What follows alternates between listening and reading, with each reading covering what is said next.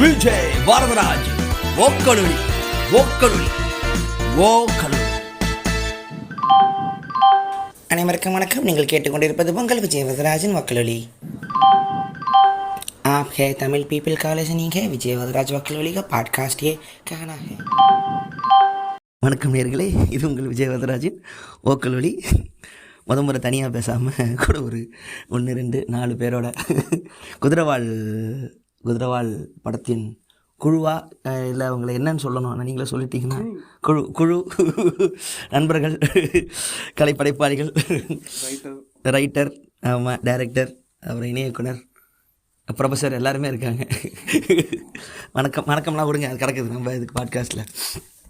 So Manoj இருக்கார், ஷியாம் இருக்கார், கலைத்திர ராஜேஷ் இருக்கார், அப்புறம் அரவிந்த் இருக்கார். கரெக்டாக பேர் சொல்லிட்டேன்.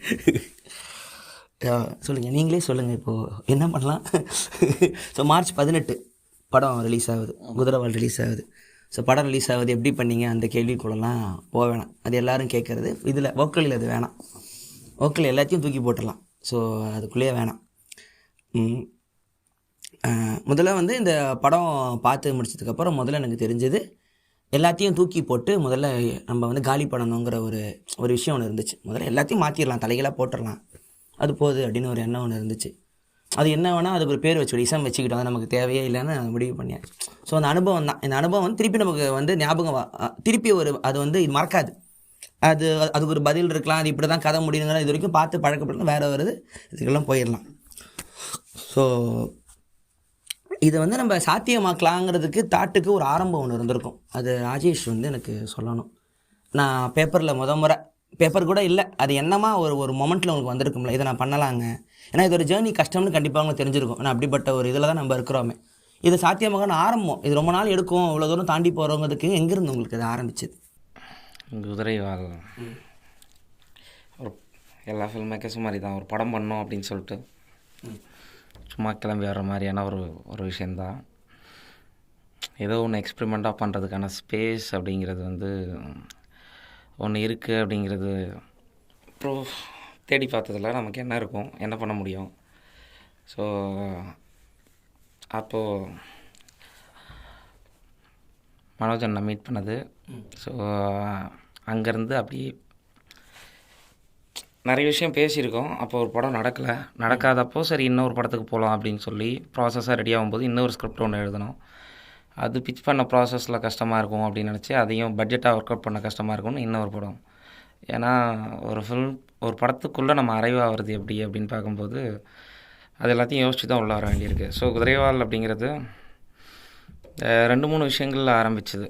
ஒன்று, வெயிலோட கொஞ்சம் மனது வையுங்கள் தோழர் ஃப்ராய்டு அப்படின்னு ஒரு கவிதை. அது இசையோட கவிதை கலகம் கலப்படம் அப்படின்னு ஒரு கணையாளியில் ஒரு கட்டுரை. ஸோ அந்த கட்டுரையை படிக்கும்போது அந்த கொஞ்சம் மனது வையுங்கள் தோழர் ஃப்ராய்டை வச்சு ஏதோ சொல்லிகிட்ருக்காரு, என்னமோ சொல்லிகிட்ருக்காரு, புரியல அப்படிங்கிற மாதிரி இருந்துச்சு. அப்போ நான் ஃப்ராய்டை படிக்கலாம். ஸோ ஃப்ராய்டை படிக்கலாம் அப்படின்னு போனாக்கா ஃப்ராய்டோட நிறைய முரண்படுது. அவர் க்ரியேட்டிவே ஒரு வகையான டிசீஸாக பார்க்குற மாதிரி இருக்குது. ஸோ டிசீஸாக பார்க்கும்போது நமக்கு முரண்பாடு நிறைய இருக்குது. அந்த முரண்பாடை வச்சுட்டு சரி ஃப்ராய்டை திட்டுறதுக்கு ஒரு படம் பண்ணலாமா அப்படின்ற ஒரு மூடு. ஸோ ஃப்ராய்டை திட்டுறதுக்கு ஒரு படம் பண்ணணுமா அப்படின்ற அப்புறம் ஒரு கேள்வி. அதுக்கப்புறம் வெண்டி டோனியரோட ஆல்டர்னேட்டிவ் இண்டஸ்ட்ரி, தமிழில் அது இந்துக்கள் மாற்று வரலாறு, 58, 59, 60 நினைக்கிறேன், குதிரைகள் நாய்கள் பசுக்கள்னு சொல்லி ஒரு சாப்டர் இருக்கும். அதில் குதிரைங்கிறது என்ன அப்படின்னு ஒரு சாப்டர் போகும். குதிரைங்கிறது இந்தியாவுக்கு இந்தியாவை பிடித்தவர்களின் வரலாறு அப்படிங்கிறதா போகும். ஸோ பேரலாக அது தவிர போர்கேஸோட book of imaginary being.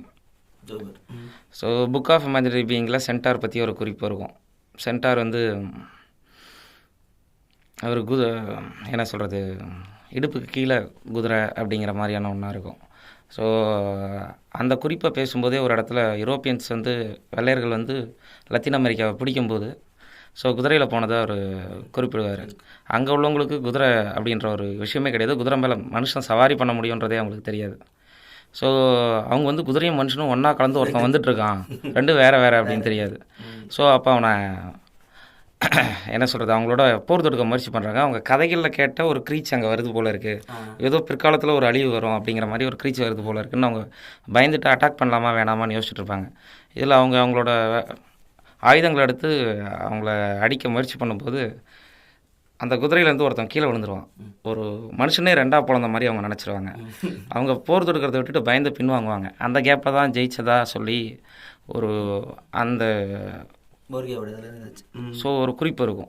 So அப்போ கிட்டத்தட்ட குதிரைங்கிறது உலகம் முழுசும் ஆக்கிரமிப்புகள் சிம்பிளாக மாறுது. ஸோ சிம்பிளாக மாறும்போது ஸோ இந்த ஆக்கிரமிப்பை கையில் எடுப்போம், இதுக்கு பின்னாடி இருந்து இதை பேசுவோம் அப்படிங்கிறது தான் அதோட கிட்டத்தட்ட குறிப்பு. அப்போ பேசும்போது சரி பேரலாக மெட்டமாஃபிசிஸ் காஃப்கா. ஸோ மெட்டமாஃபிசிஸ் அப்படிங்கிறது வந்து ஸோ மெட்டமாஃபிசிஸ் அந்த வார்த்தை வந்து ரொம்ப இன்ட்ரெஸ்டிங்காக இருந்துச்சு. ஏன்னா அதுக்கு ஒரு வேர் இருக்குது. பொதுவாக மெட்டமாஃபிசிஸ் கதை அது ஒரு கல்ட் கிளாசிக்காக இருக்கிறதுனால கரப்பாம்பூச்சியாக மாறிட்டாங்க அப்படின்னு சொல்லி ஒரு குறிப்பு இருக்குது. கரப்பாம்பூச்சியாக மாறிட்டாங்க அப்படிங்கிறது அதுக்கப்புறம் அவன் என்ன ஆனான் அப்படிங்கிறது என்ன சொல்கிறது, கரப்பாம்பூச்சியை ஏன் மாறினன்னு ஒரு கேள்வி கேட்காம அவன் ஏன் வந்து ஆமாம் அவன் வந்து எப்படி ஆஃபீஸ் போகணும் அப்படிங்கிறது தான் அவனோட பிரச்சனையாக இருக்கும். ஸோ அங்கேயே நமக்கு பிரேக் ஆகிடும், நான் சொல்கிறத கேளு ஸோ அப்படின்னு இருக்கும். சரி அப்போ எப்பயுமே மாஸ்டர்ஸ் மேலே பெரிய எனக்கு மரியாதைலாம் கிடையாது. ஃபஸ்ட்டு அவங்கள திட்டுவேன், அப்புறம் அவங்கள தான் அக்செப்ட் பண்ணுவேன். ஸோ அந்த மாதிரி சரி ஓகே இவருக்கு தெரியல போல இருக்குது மனுஷனா என்ன சொல்கிறது, கரப்பாம்பூச்சியாக ஏன் மாறினான்னு கேள்வி கேட்டிருந்தா இது ஒரு சூப்பரான கதையாக இருந்திருக்கும். ஸோ அவருக்கு தெரியாது போல இருக்குது, நம்ம தான் இதை சொல்ல போகிறோம், அப்போ இதையோ ஒன்று பண்ண போகிறோம் அப்படின்னு நினச்சிட்டு ஒரு படம் எழுதலான்னு போனோம். ஸோ இப்படி சில ரெஃபரன்ஸ் இருந்துச்சு. இந்த ரெஃபரன்ஸை வச்சுட்டு சரி பண்ணலாம் அப்படின்னு சொல்லிட்டு போகும்போது அப்படி உருவானது தான் அந்த குதிரைவால் அப்படிங்கிற கண்டென்ட். அந்த கண்டென்ட் சரி எடுத்துகிட்டு என்ன பண்ணலாம், இதை ஒரு சுவாரஸ்யமான ஒரு கதையாக மாற்றணும் அப்படிங்கிற ஒரு விஷயம் இருந்துச்சு. அப்போ அதை என்ன சொல்கிறது, ஒரு சின்ன ஒரு நரேஷனாக எங்களுக்குள்ளே சும்மா பிச் பண்ணி பார்த்த ஐடியாவாக என்னவா இருக்குது அப்படின்னு சொல்லிட்டு. இப்போது இதை வந்து நம்ம தமிழுக்கு வந்து இதை நம்ம எழுதும் பொழுது கண்டிப்பாக நம்ம ஊரில் அது நான் அந்த மாதிரி இலக்கியம் இல்லைன்னு சொல்ல மாட்டேன், இருக்குது, நமக்கு படித்து பழக்கம் இல்லாமல் இருக்கலாம், இருந்திருக்கலாம். ஆரம்ப டைமில் நம்மளோட ட்ரிப்பான புக்கெல்லாம் பழைய டைமில் வந்துற கதைகள்லாம் இருக்குது. தமிழுக்கு இதை எழுதும் போது அது என்ன உங்களுக்கு இருந்துச்சு? ஏன்னா எல்லா ஊர்லேயும் வரலாறு இருக்குது. இப்போ காஃப்காக்கு ஒரு வரலாறு இருக்குது, போர்கே சொல்லலாம்.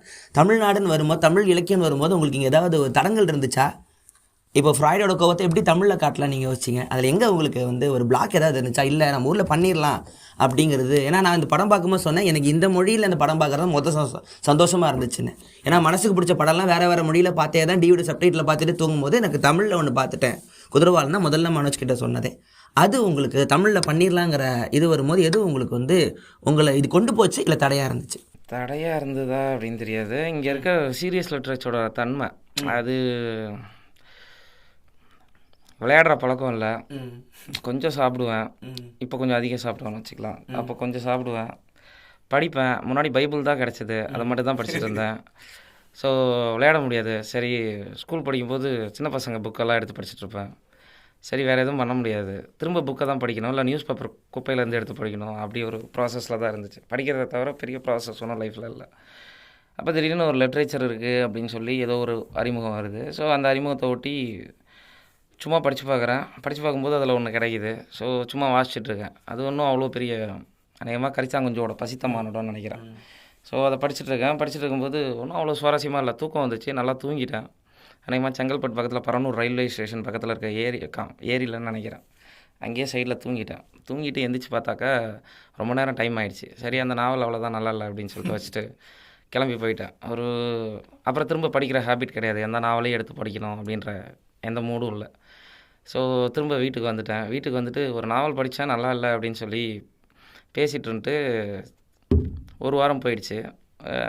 அப்புறம் ஏதோ ஒன்று ஞாபகப்படுத்துது, அதில் ஏதோ சுவாரஸ்யமாக இருந்ததா. ஸோ திரும்ப ட்ரிப் ஆகி சரி அந்த புக்கு நம்மளை ஏதோ பண்ணுது அப்படின்னு சொல்லிட்டு அப்போ காசு இருக்காது. அண்ணா செஞ்சுரி லைப்ரரிக்கு வரேன். அண்ணா செஞ்சுரி லைப்ரரியில் கீராவோட கோபல்ல கிராமம் நாவல் எடுக்கிறேன். சரி படித்து முடிக்க நேரம் இல்லை, கையில் கொஞ்சம் காசு இருக்காது. சரி இந்த புக்கை ஆட்டை போட்டுடலாம் அப்படின்னு சொல்லிட்டு அந்த புக்கை திருடுறதுக்கு ரேக்லேருந்து எடுக்கிறேன். பின்னாடி அது இது ஓட்டியிருப்பானுங்க, அது தெரியாது. ஸோ அதனால் எடுத்து அதை இடுப்பில் வச்சிட்டா வந்து சைரன் அடிக்குது. ஸோ நம்ம ஊர்ல புக்கு திருடங்க எங்க இருக்கிறாங்க இந்த உலகத்திலேயே ராபரி பண்ணாத ஒரே இடம் லைப்ரரி தான். நம்ம கும்பல் அங்கதான் இருக்கும். சூப்பர். சைரன் அடிக்குது.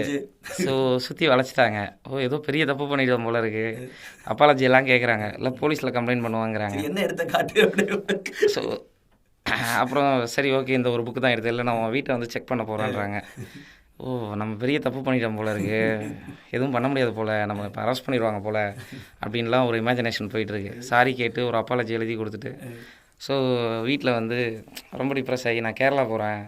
ஸோ ஒரு புக்கு அடைய போட்டேன். அதுக்கு வந்து கொஞ்சம் ஒரு மாதிரி டென்ஷன் பண்ணி விட்டாங்க. ஸோ அந்த புக்கு எடுத்ததுலேயும் ஒரு சுவாரஸ்யமான விஷயம் என்னென்னா, அண்ணா செஞ்சுரி லைப்ரரியில் அப்போ மெம்பர்ஷிப் கிடையாது, இப்பவும் கிடையாதுன்னு நினைக்கிறேன். ஸோ கிடையாது. அப்போ என்ன பண்ணுறதுன்னு எனக்கு தெரியல.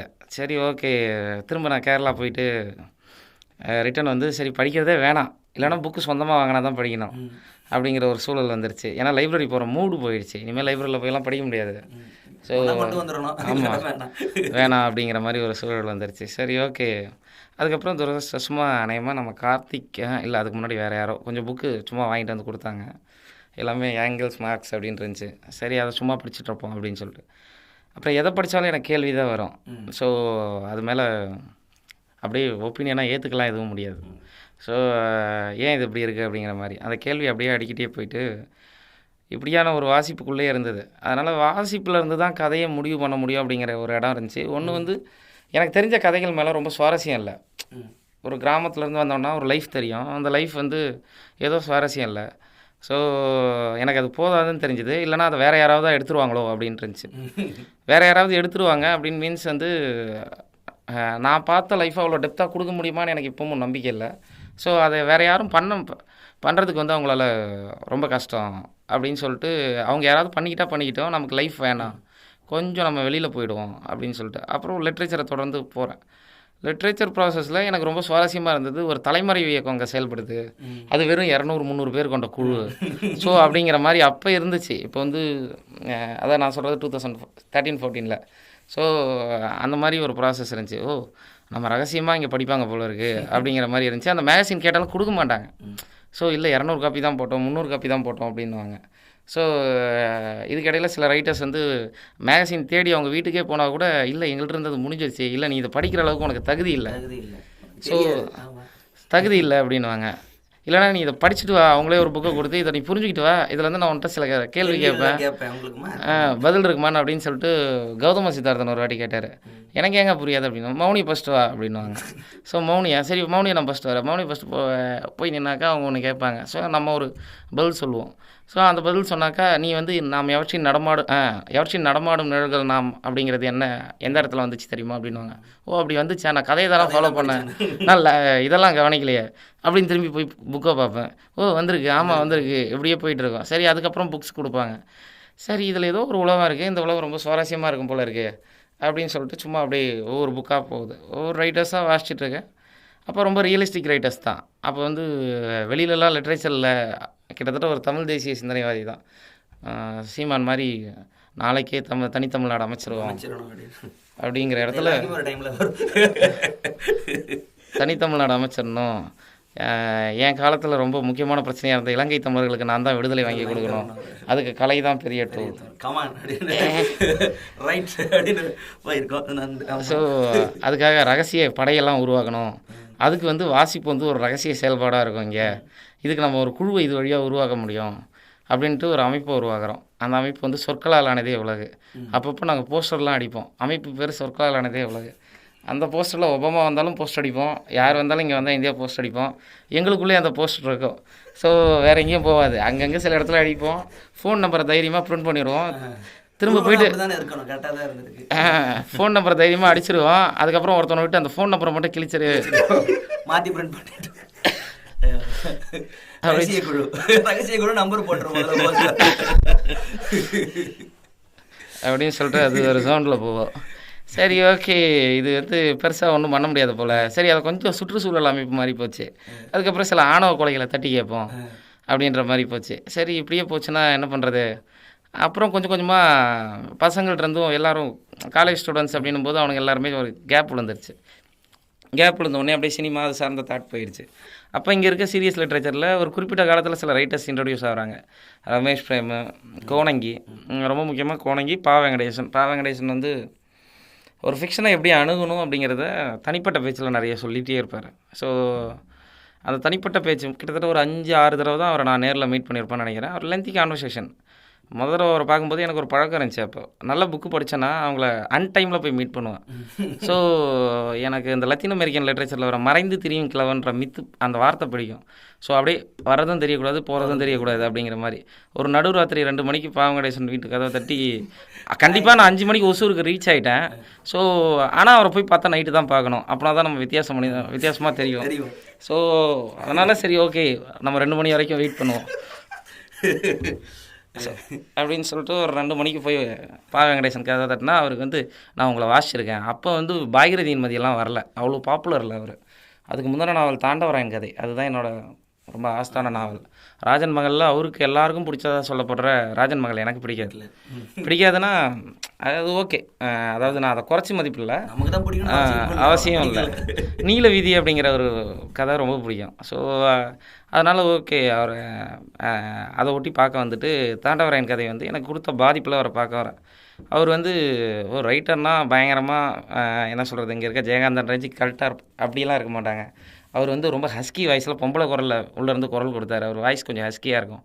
ஸோ யாருன்ட்டு, ஓ மேடம் கதவை திறந்து விடுங்க மேடம், நான் பா வெங்கடேசனோட புக்கை படிச்சுட்டு வந்திருக்கேன் அப்படின்னு. நான் தான் பா வெங்கடேசன் சொல்லி கதை இந்த நேரத்தையும் கூப்பிட்டு மேலே போய் உட்காந்துட்டு என்ன படிச்சிருக்கீங்க அப்படின்னு சொல்லி அப்படியே விசாரித்தார். 2 மணிக்கு விசாரிக்கிறாரு. அவருக்கு வந்து அப்போ இருந்த சூழல் என்னென்னா, இப்போ நிறைய பேர் பார்க்க வர்றாங்கன்னு நினைக்கிறேன். அந்த டைமில் வந்து அப்படி யாராவது வந்தாலே பெருசு, ரொம்ப பெருசு. ஸோ ரொம்ப பெருசு. அது வந்து ஒரு வகையான தமிழ் இலக்கியத்தோட அவலச்சூழல் தான், அப்படி தான் நான் புரிஞ்சுக்கிறேன். ஏன்னா ஒரு ரைட்டர் அங்கீகரிக்கப்படாமல் இருக்கிறது அப்படிங்கிறது வந்து பல பிரச்சனைகளை ரைட்டர்ஸ் மத்தியில் உருவாக்கும். வெளியிலேருந்து இது கொஞ்சம் கிண்டலாக தெரியும், ரைட்டர்ஸ் மத்தியில் பயங்கர பிரச்சனையை உருவாக்கும். அவங்க வந்து என்னை எவனோ அங்கீகரிக்கல. அவர் தினசரி காலையில் 7 மணிக்கு டிவிஎஸில் வேலைக்கு போனார்னா நைட் 7 மணிக்கு தான் வருவார். ஸோ 12 மணி நேரம் வேலை செஞ்சுட்டு எப்படி இவருக்கு எழுத முடியுது? எனக்கு பெரிய டவுட்டு. ஃப்ரான்ஸில் கதை நடக்கும், இங்கிலாந்தில் கதை நடக்கும். இவர் எப்போ ஃப்ரான்ஸுக்கு போனார், எப்படி இங்கிலாந்துக்கு போனார்? ஸோ இங்கெல்லாம் போயிட்டு வந்தார், அங்கே நடந்த போராட்டங்கள்லாம் இவருக்கு எப்படி தெரியும்? அப்படிங்கிற மாதிரியான கேள்விகள் தான் கேட்டுட்டு அவரை உட்காந்துருக்கும்போது அப்படியே பேசி வரும்போது அது பைபிளோட கனெக்ட் பண்ணி பேசுவார். நாவல் இருக்கும், அந்த பைபிளோட கனெக்ட் பண்ண ஏரியா தான் எனக்கு பர்சனலாக கனெக்ட் ஆனது. ஏன்னா பைபிள் என்னோடய சின்ன வயசுலேருந்து என் கூட இருந்த ஒன்று. ஸோ என்னிலேருந்து அதை பிரிக்க முடியாதுன்னு நினைக்கிறேன். அது வேற ஒரு வகையான டாப்பிக்கு. ஸோ அது என்னிலேருந்து பிரிக்க முடியாது. அந்த பைபிளை வந்து ஃபுல்லாக டெக்ஸ்ட்டில் பயன்படுத்த விதம் வந்து ரொம்ப சுவாரஸ்யமாக இருந்துச்சு. அப்போ அதை பேசிவிட்டு அன்றைக்கி நைட்டு அவர் வீட்டிலே தூங்கிட்டு சாப்பாடெலாம் வாங்கி கொடுப்பாரு. சாப்பிட்டுட்டு போதா குறைக்கு பஸ் பேருக்கும் காசு கொடுப்பாரு. அதையும் வாங்கிட்டு காசு இருக்கான்னு கேட்பாரு. காசு இல்லைன்னா ஓகே இதை எடுத்துகிட்டு போங்க இந்த மாதிரிலாம் படிங்க அப்படின்னு. சரி ஓகேன்னு சொல்லிட்டு கிளம்பி போயாச்சு. அதுக்கப்புறம் ஒரு நாள் வந்து இருள்வ மௌத்திகன்னு ஒரு தொகுப்பை எங்கேயோ ட்ராவல் பண்ணிகிட்டு இருக்கும்போது, ஆமாம் நாக்பூர் கிட்டே ட்ராவல் பண்ணிகிட்டு இருக்கும்போது படிக்கிறேன். ஸோ படித்தாக்கா இவரை இன்றைக்கே போய் சந்திச்சிடலான்னு அப்படியே இன்னொரு ட்ரெயினை பிடிச்சி நேராக இங்கே வந்தால் கோவில்பட்டிக்கு கோணங்கியை வந்து பார்க்க வரேன். ஸோ கோணங்கியை பார்க்க வந்தால் அது ஒரு சுவாரஸ்யமான மீட்டிங். கோணங்கி வந்து புனைவுக்கும் லைஃபுக்கும் பயங்கர டிஃப்ரென்ஷியேஷன் இருக்காது. ஒரு சன்னதம் கொண்ட சாமி போல் சாமியாடி மாதிரி தான், அது ஒரு கொண்டாடி அவர் அந்த டோன்லேயே தான் நம்மள்ட்ட பேசுவார். ஸோ நான் வந்து அவரோட ரைட்டிங்கிறது வந்து கிட்டத்தட்ட அவர்கிட்ட அப்போ சொன்ன வார்த்தை ஞாபகம் இருக்குது. ஒரு மகுடி ஒருத்தன் ஊதிட்டுருக்கான், நான் அந்த மகுடிக்கு ஏற்றபடி பாம்பு ஆடிக்கிட்டு இருக்க மாதிரி உங்கள் வார்த்தைகளுக்குள்ளே நான் ஆடிக்கிட்டு இருக்கேன் அப்படின்னு சொல்லி நான் அவர்கிட்ட சொல்கிறேன். ஸோ அவர் வந்து அப்படியே கவனிச்சிக்கிட்டே இருக்கார். அப்படியாடா நீ எங்கேருந்து வர்ற அப்படின்னு கேட்குறாரு. நீ எங்கே வளர்ந்த அப்படின்னு கேட்குறாரு. நான் கல்வராயன் மலை அப்படிங்கிறேன். அங்கே என்ன பண்ண, அங்கே இந்த மாதிரி ஹாஸ்டலில் படித்தேன் அப்படின்னு சொல்லிட்டுருக்கேன். அப்போ அவர் சொல்கிறார், டேய் நான் கல்வராயன் மலையில் வந்து தான் கல்குதிரையை ஆரம்பித்தேன் அப்படிங்கிறாரு. ஏன் இதுக்கு எதுக்கு இவர் இங்கே வந்தார் அப்படிங்கிற மாதிரி ஒரு சிந்தனை போயிட்டுருக்கு. அவர் வந்து டக்குன்னு அதில் வந்து தலையங்கத்தை எடுத்து வாசிக்க ஆரம்பிச்சிடறாரு. அந்த நைட்டு ஒரு 3-3:15 இருக்கும், நடுராத்திரி வேகமாக எடுத்து வாசிக்க ஆரம்பிச்சிடுறாரு. கல்வராயன் மலைக்கு வந்தேன், கல்பதுமை எழுந்து வந்தால் இந்தா பிடி கல்குதிரை என்றால் இதுவும் வந்து விட்டது கல்குதிரைங்கிறாரு. நான் பைத்தியம் மாதிரி சொல்கிறாருன்னு சொல்லிட்டு அந்த கல்குதிரையை வாங்கி பின்னாடி பார்த்தா உண்மையிலே அதுதான் எழுது. என்ன இப்படி சொல்லிட்டு இருக்காருன்னு சொல்லிட்டு அதை எடுத்து படித்து பார்க்குறேன். படித்து பார்த்தா ரொம்ப சுவாரஸ்யம் என்னமோ ஒன்று இருக்குது, ஆனால் புரிபடாத ஒரு தன்மை இருக்குது. ஓகே அவர் மேலே ஒரு மோகம் வருவாது. ஸோ அதுக்கப்புறம் அவரோட ரைட்டிங்ஸ் எல்லாம் வாசிக்க ஆரம்பிக்கிறேன். ஸோ வாசிக்க ஆரம்பித்து பித்ரா அப்படின்னு சில நாவல்கள் வாசிக்கிறேன். அப்புறம் கோணங்கி வந்து எங்கேருந்தெல்லாம் இன்ஸ்பயர்ட் ஆகிறாருன்றது எனக்கு ரொம்ப முக்கியமான தேவையாக இருந்துச்சு. நான் அதுக்கு முன்னாடி வேர்ல்ட் லிட்ரேச்சர் படிக்கிறேன் இல்லை, ஏன்னா கோணங்கியை படிக்கிறதுக்கு நிறைய வேலை லிட்ரேச்சர் தெரிஞ்சிருக்க வேண்டிய ரெஃபரன்ஸ் தேவைப்பட்டுச்சு. என்னடா இவர் பாட்டு காஃப்கா என்கிற கப்பல்னு எழுதிட்டு போயிடுவார். ஸோ காஃப்கா கப்பலா, எப்போ காஃப்கா கப்பல் ஆனார்? அப்புறம் ஆம்ஸ்டர்டாம் தெருக்களில் வந்து நகுலன் அலைஞ்சிட்டு இருந்தான்னு எழுதுவார். ஸோ இந்த மாதிரியான பிரச்சனைகள் இருக்கும். எப்போ நகுலன் ஆம்ஸ்டர்டாம் போனார்? ஸோ இந்த மாதிரி குழப்பம் இருக்கும். அப்புறம் அது எல்லாமே படிமம், உருவகம், அதுக்கப்புறம் இன்டர்டெக்சுவலாக அது எப்படி ஆப்ரேட் ஆகுது. அப்புறம் மார்க்வேஸோட துப்பாக்கி எடுத்துகிட்டு போயிட்டு இருக்க தெருக்களில் நானும் அலைஞ்சேன்னு எழுதுவார். ஆமாம், இப்படி ஓகே. ஓ இவங்க பேர்லாம் பேர் கிடையாது, இவங்கெல்லாம் ரைட்டர்ஸு. ஓ இவங்களெல்லாம் நம்ம படிக்கணும். ஓ இவங்கெல்லாம் படித்தா தான் இது ஏதோ நம்ம குறைஞ்சபட்சம் புரியும் போல் இருக்குது அப்படின்னு சொல்லி நம்ம சில பேர் படிக்க வேண்டிய தேவை உருவாக்கிட்டார். அந்த தேவையை உருவாக்கினோடனே கிட்டத்தட்ட அப்படி தான் சொல்லலாம். வேர்ல்ட் லிட்ரேச்சருக்கு போனதுக்கான காரணம் வந்து அவர் தான். ஸோ அவர் படிக்க வேண்டிய நிர்பந்தத்தை உருவாக்கிட்டே இருந்தார். அந்த படிக்க வேண்டிய நிர்பந்தம் வந்து வாசித்து போகும்போது world literature, German, Latin America, அவர் முழுக்க லத்தீன் அமெரிக்கன் லிட்ரேச்சரை தான் அதிகமாக பேசுவார். அந்த லத்தீன் அமெரிக்கன் லிட்ரேச்சருக்குள்ளே வாசிக்க ஆரம்பித்த பிறகு வந்து ஓகே, நமக்கு தமிழ் லிட்ரேச்சர்லலாம் ஒன்றும் இல்லை, நம்ம வந்து வேர்ல்ட் லிட்ரேச்சரில் தான் நம்ம ஏதோ பண்ண போகிறோம். ஸோ அதை தான் நம்ம சினிமாவில் அடாப்ட் பண்ண போகிறோம். ஸோ தமிழ் லிட்ரேச்சரில் நம்ம கடந்துட்டோம், இப்போ நமக்கு வாசிக்கிறதுக்கெலாம் எந்த ரைட்டரும் இல்லை அப்படிங்கிற ஒரு முடிவுக்கு வந்தாச்சு. ஸோ அந்த முடிவுக்கு வந்த பிறகு அது அந்த டைமில் இருக்க ஒரு வகையான ஒரு மிதப்பு தான். அது வாசிக்கும்போது இல்லைனா ஒரு தேடலில் இருக்கும்போது அந்த ஆசிலேஷனில் ரொம்ப இயல்பான ஒரு குணாம்சம். ஸோ அது வழியாக இழந்ததும் நிறைய, பெற்றதும் நிறைய. ஸோ எக்ஸாக்டாக தமிழில் என்ன நடந்திருக்கு அப்படிங்கிறத பின்னாடி பார்க்கும்போது இப்போவும் சில சேஞ்சஸ் இருக்குது. அதில் எனக்கு உடன்பாடு இருக்கலாம், உடன்பாடு இல்லாமலும் இருக்கலாம். ஸோ ஆனால் நடந்துகிட்ருக்கிறத நான் கவனிக்க தவறிட்டேனோன்னு இந்த 2 வருஷத்தில் நான் ஃபைன் பண்ணுறேன். ஸோ முற்றிலும் இங்கேருந்து வேறு ஒரு இடத்துக்கு போயிட்டேன். அதில் ரமேஷ் பிரேம் வந்து ரொம்ப கனெக்ட் ஆகுறாங்க. ஏன் கனெக்ட் ஆகுறாங்கன்னா, அவங்க வந்து இப்போ கோணங்கிக்காவது ஒரு ரியல் லேண்ட்ஸ்கேப் இருக்கும். அந்த லேண்ட்ஸ்கேப்பில் நிலத்துக்குள்ளேருந்து கதையை தான் கட்டமைப்பார். அவங்க வந்து நிலம்ங்கிறதே அவங்களுக்கு ஒரு பொருட்டு இல்லைன்னு சொல்ல முடியாது. ரொம்ப அந்த நிலம் இங்கே இருக்க என்ன சொல்கிறது, நேட்டிவிட்டி, இதை பற்றியெல்லாம் ரொம்ப கவலைப்படாமல் அவங்க கதைகள் எல்லாமே ஃப்ரான்ஸில் இருக்க கதாபாத்திரங்கள்லாம் இங்கே நடமாடுற மாதிரி இருக்கும். ஸோ நமக்கு அப்போ ஒரே குழப்பமாக இருக்கும். திடீர்னு அப்போ எனக்கு வந்து பிணங்களை புணர்றது இதெல்லாம் பார்த்தா ரொம்ப பயமாக இருக்கும். ஸோ என்னடா பிணங்களை புணரணுங்கிறாங்க. ஸோ அதுக்கப்புறம் வந்து என்ன சொல்கிறது, சில்ட்ரனை, ஒரு குழந்தைய வந்து அதோட உடலுறவு வைக்கிறது, இது எல்லாமே உருவகமாக இருக்கும். நம்ம உள்வாங்கும் போது என்னென்னா, ஓ இதெல்லாம் ஒன்று நெகட்டிவ் ஷேடில் பார்ப்போம், பயங்கர அதிர்ச்சியாக இருக்கும். ஓ அது ஒரு தாதாயிஸ்ட் அப்ரோச்சு. அப்போ இருக்க சர்ரியலிசம், தாதாயிசம், இவர் ஆந்திரே பிரட்டான், இந்த மாதிரிப்பட்ட ஆட்கள் இருந்து அவர் எப்படி வராங்க, அப்புறம் ரோர்ஜ் பத்தாய், இப்படி ஆட்கள் இருந்து அவங்க எப்படி வராங்க அப்படிங்கிறது கவனிக்க எனக்கு ரொம்ப விஷயங்கள் தேவைப்பட்டுச்சு. அப்போ என்ன நினச்சேன்னா, ஓகே ரமேஷ் பிரேம் ரைட்டிங்கில் என்ன பண்ணாங்களோ அதை நான் சினிமாவில் ஏதோ ஒரு வகையில் பண்ண முடியும். ஸோ ஆனால் ரமேஷ் பிரேமுக்கு சினிமாவுக்கும் ஒரு ஆசை இருந்துச்சுன்னு நினைக்கிறேன். அதை ஒட்டி தான் இளையராஜாவை இன்டர்வியூ பண்ணுறாங்க, தங்கர் பச்சான தொடர்பை ஏற்படுத்திக்கிறாங்க அப்படின்னு நினைக்கிறேன் உத்தேசமாக. ஸோ அவங்க வரல. அவங்க பண்ணாத நம்ம இங்கே ஒன்று பண்ணிவிடுவோம். ஸோ லிட்ரேச்சருக்கும் சினிமாவுக்கும் தொடர்பு இல்லை அப்படிங்கிற மாதிரி, அதாவது சினிமாவை இணையணுன்ற மாதிரி சில குரூப் பேசிகிட்டு இருக்கு. நம்ம ஏதோ இங்கே பெருசாக மாற்ற போகிறோம், நம்ம என்ட்ரிக்காக ஒட்டுமொத்த தமிழ் சினிமாவை வெயிட் பண்ணது போல் அப்படின்னு சொல்லிட்டு ஒரு கதை ஒன்று எழுத வேண்டிய ஒரு நிர்பந்தம் வருது. அப்படியான ஆர்கியூமெண்ட்ஸ் தான் எனக்கும் கிட்டத்தட்ட மனோஜனுக்கும் நடக்கும். அவர் குறிப்பிட்ட காலத்தில் அந்த சேஞ்சஸும் பார்த்துருப்பார்னு நினைக்கிறேன். 2013 to 14 என்னை சந்திக்கும் போது நான் பேசினதுலேருந்து முற்றிலும் முரண்பட்டிருப்பேன். கிட்டத்தட்ட அப்படியான முரண்பாடு எல்லா காலத்துலையும் எனக்குள்ளார இருக்குது. சின்ன வயசுலேருந்தே அது இருக்குது. நான் போன வருஷம் பேசினதோ அல்லது போன மாதம் பேசினதோ இப்போ பேசுகிறதும் இல்லை. ஸோ அந்த முரண்பாடு எனக்குள்ளார எல்லா காலத்துலேயும் இருக்குது. இருக்கிற மனுஷன் சாக மாட்டான், அவ்வளவுதான். ஸோ அந்த மாதிரியான ஒரு சூழல் இருக்குது. அந்த மாதிரியான ஒரு சூழல் இருந்ததுனால அவர்கிட்ட நான் வரும்போது அநேகமாக நான் பரதேசி படம் தான் ரொம்ப ட்ரிப்பான படம்னு நினைக்கிறேன். அதுதான் அந்த டைமில் பயங்கரமாக ட்ரிப்பான படம்னு நினைக்கிறேன். வேறு எந்த படமும் ஞாபகம் இல்லை. ஸோ அந்த மாதிரி ஒரு படம் பண்ணிடலான்னு நினச்சி வந்தவன், அதுக்கப்புறம் வேறு எங்கேயோ படித்து போயிட்டு இருக்கும்போது அது வேறு ஏதோ ஒன்றா ஃபார்ம் ஆகுது.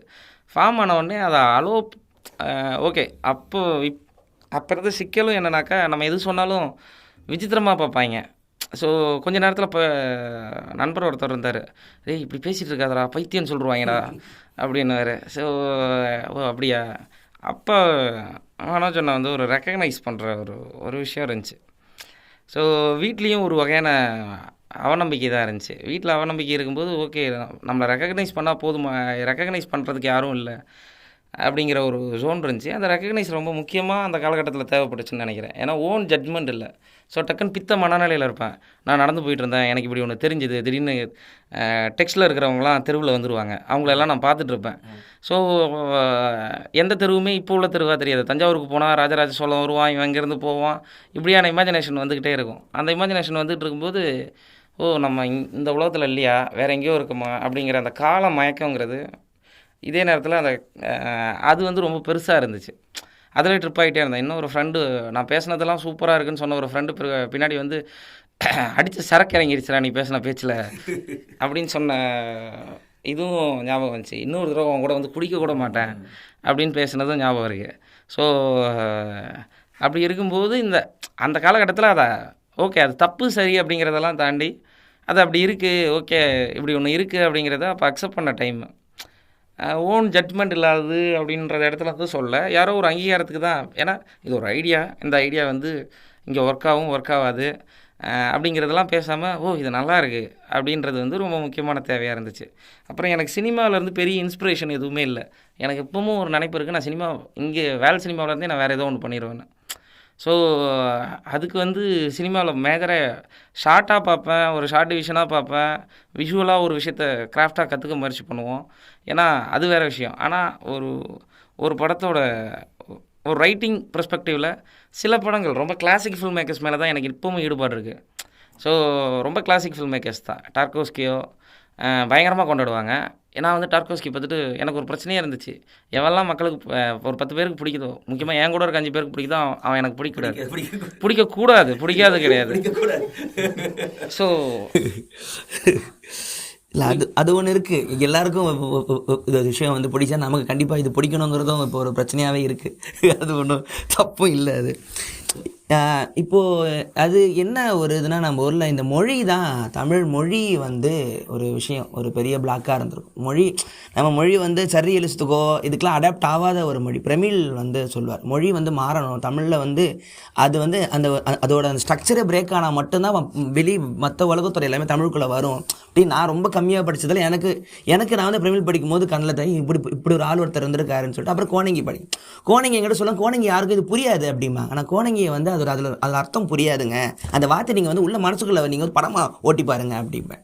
அவர் நீங்கள் சொல்கிற பேன்கோட தற்கொலை பாலம் போவார், அங்கேருந்து ஆம்சரி சொல்கிற அத்தனையும் வரும். ஆனால் அவர் சொல்கிற வானத்தில் வந்து நீளமாக பெரிய ஒரு இது தொங்குதுன்னா நீங்கள் தொங்குற இமேஜின் பண்ணி பார்த்தா தான் அவர் வந்து என்ன கலர், என்ன சவுண்டு, என்ன ஸ்மெல் வரைக்கும் உங்கள் டெக்ஸ்ட்டில் வந்துடும். நான் சொன்னேன், நீ ஒரு பேரா படிச்சின்னா அந்த பேரில் ஏதாவது ஒன்று உனக்கு அண்டர்ஸ்டாண்ட் ஆகணுங்கிறது நார்மல் டெக்ஸ்ட்டில் வரும், கோணங்கிட்ட எதிர்பார்க்காத, அது நீ விஷுவல் பண்ண அப்படிமா. நான் அந்த விஷயம் வந்து இந்த படத்தில் குதிரைவாளில் அதை பார்க்க முடிஞ்சுது. ஏன்னா அவர் கோணங்கி சொல்ல நான் ஃபஸ்ட்டு பண்ண இது புக்கு மட்டும் தான் நார்மல் கதையாக எழுதினேன். அதுக்கப்புறம் இந்த மொழியை பிரேக் பண்ணோட கடமை எனக்கு இருக்குனால எனக்கு ரொம்ப டென்ஸாக இருக்கும். எனக்கு அப்புறம் வர்றவங்க தான் அதை மாற்ற வேண்டிய ஒரு கடமை இருக்குன்னு சொல்லும் போது தான் எனக்கு தான் ஒரு பெரிய பிரச்சனை. நான் தான் ஒரு ஆளுங்கிறதுனால என் புக்கு அவ்வளோதான் கஷ்டமாக இருக்குன்னா நான் ஆரம்பிக்கிறேன், அது கஷ்டமாக தான் இருக்கும், அடுத்து வரவங்க அதை வந்து இன்னும் கொஞ்சம் செழுமையாக கொண்டு போங்க. அது வந்து படமாக கன்வெர்ட் ஆகும் போது எனக்கு அது ஹாப்பியாக இருந்துச்சு. நான் அதில் பார்த்து அந்த மேக்ஸ் ப்ரொஃபஸர் எனக்கு கோணங்கி பார்க்குற மாதிரி தான் இருந்துச்சு. எனக்கு கோணங்கி பேசுகிறதுமே அவரோட புக்கு மாதிரி தான் இருக்கும். அவர் பேசும்போது ஆட்டோமேட்டிக்காக அவருக்கு அவர் மைண்ட் வந்து கனெக்ட் ஆகிட்டே இருக்கும். பேசிட்டே இருப்பேன், இங்கே நான் போயிட்டு இருந்தேன், பார்க்கும்போது மனசில் ஒரு அதுக்குள்ளே இருக்கிற ஓடுறது நம்ம இந்த பக்கம் வந்துடுறேன் அப்படிம்பார். அவருக்கு நம்மள மாதிரி வார்த்தையை போட்டே அவருக்கு பேச வராது. அந்த பிரெயின் ஸ்ட்ரக்சர் வந்து அந்த புக்லேயும் பார்க்கலாம். அது வந்து அந்த மாதிரி ஆளுங்க இங்கே வந்து ஆனால் தமிழ் மொழியில் சாத்தியம் தான், ஆனால் கம்மிங்கிறதுனால தான் நம்மள எல்லாருமே இந்த மென்டல்மாங்க, வேற ஒன்றும் இல்லை. என்னென்னா எந்த ஒரு லாங்குவேஜில் அப்படி ஸ்ட்ரக்சர் இல்லைன்னா நம்ம அதுக்கு வந்து வெளியே ஒரு ஆளுங்க தான் அப்படிங்கிறது. அது இந்த படத்தில் வந்து சாத்தியமானது தான் நான் பார்க்குறது. ஸோ இது சர்ரியலிசம் அதுதான். சர்ரியலிசம் வந்து முதல் லைன் ஒரு புக்கில்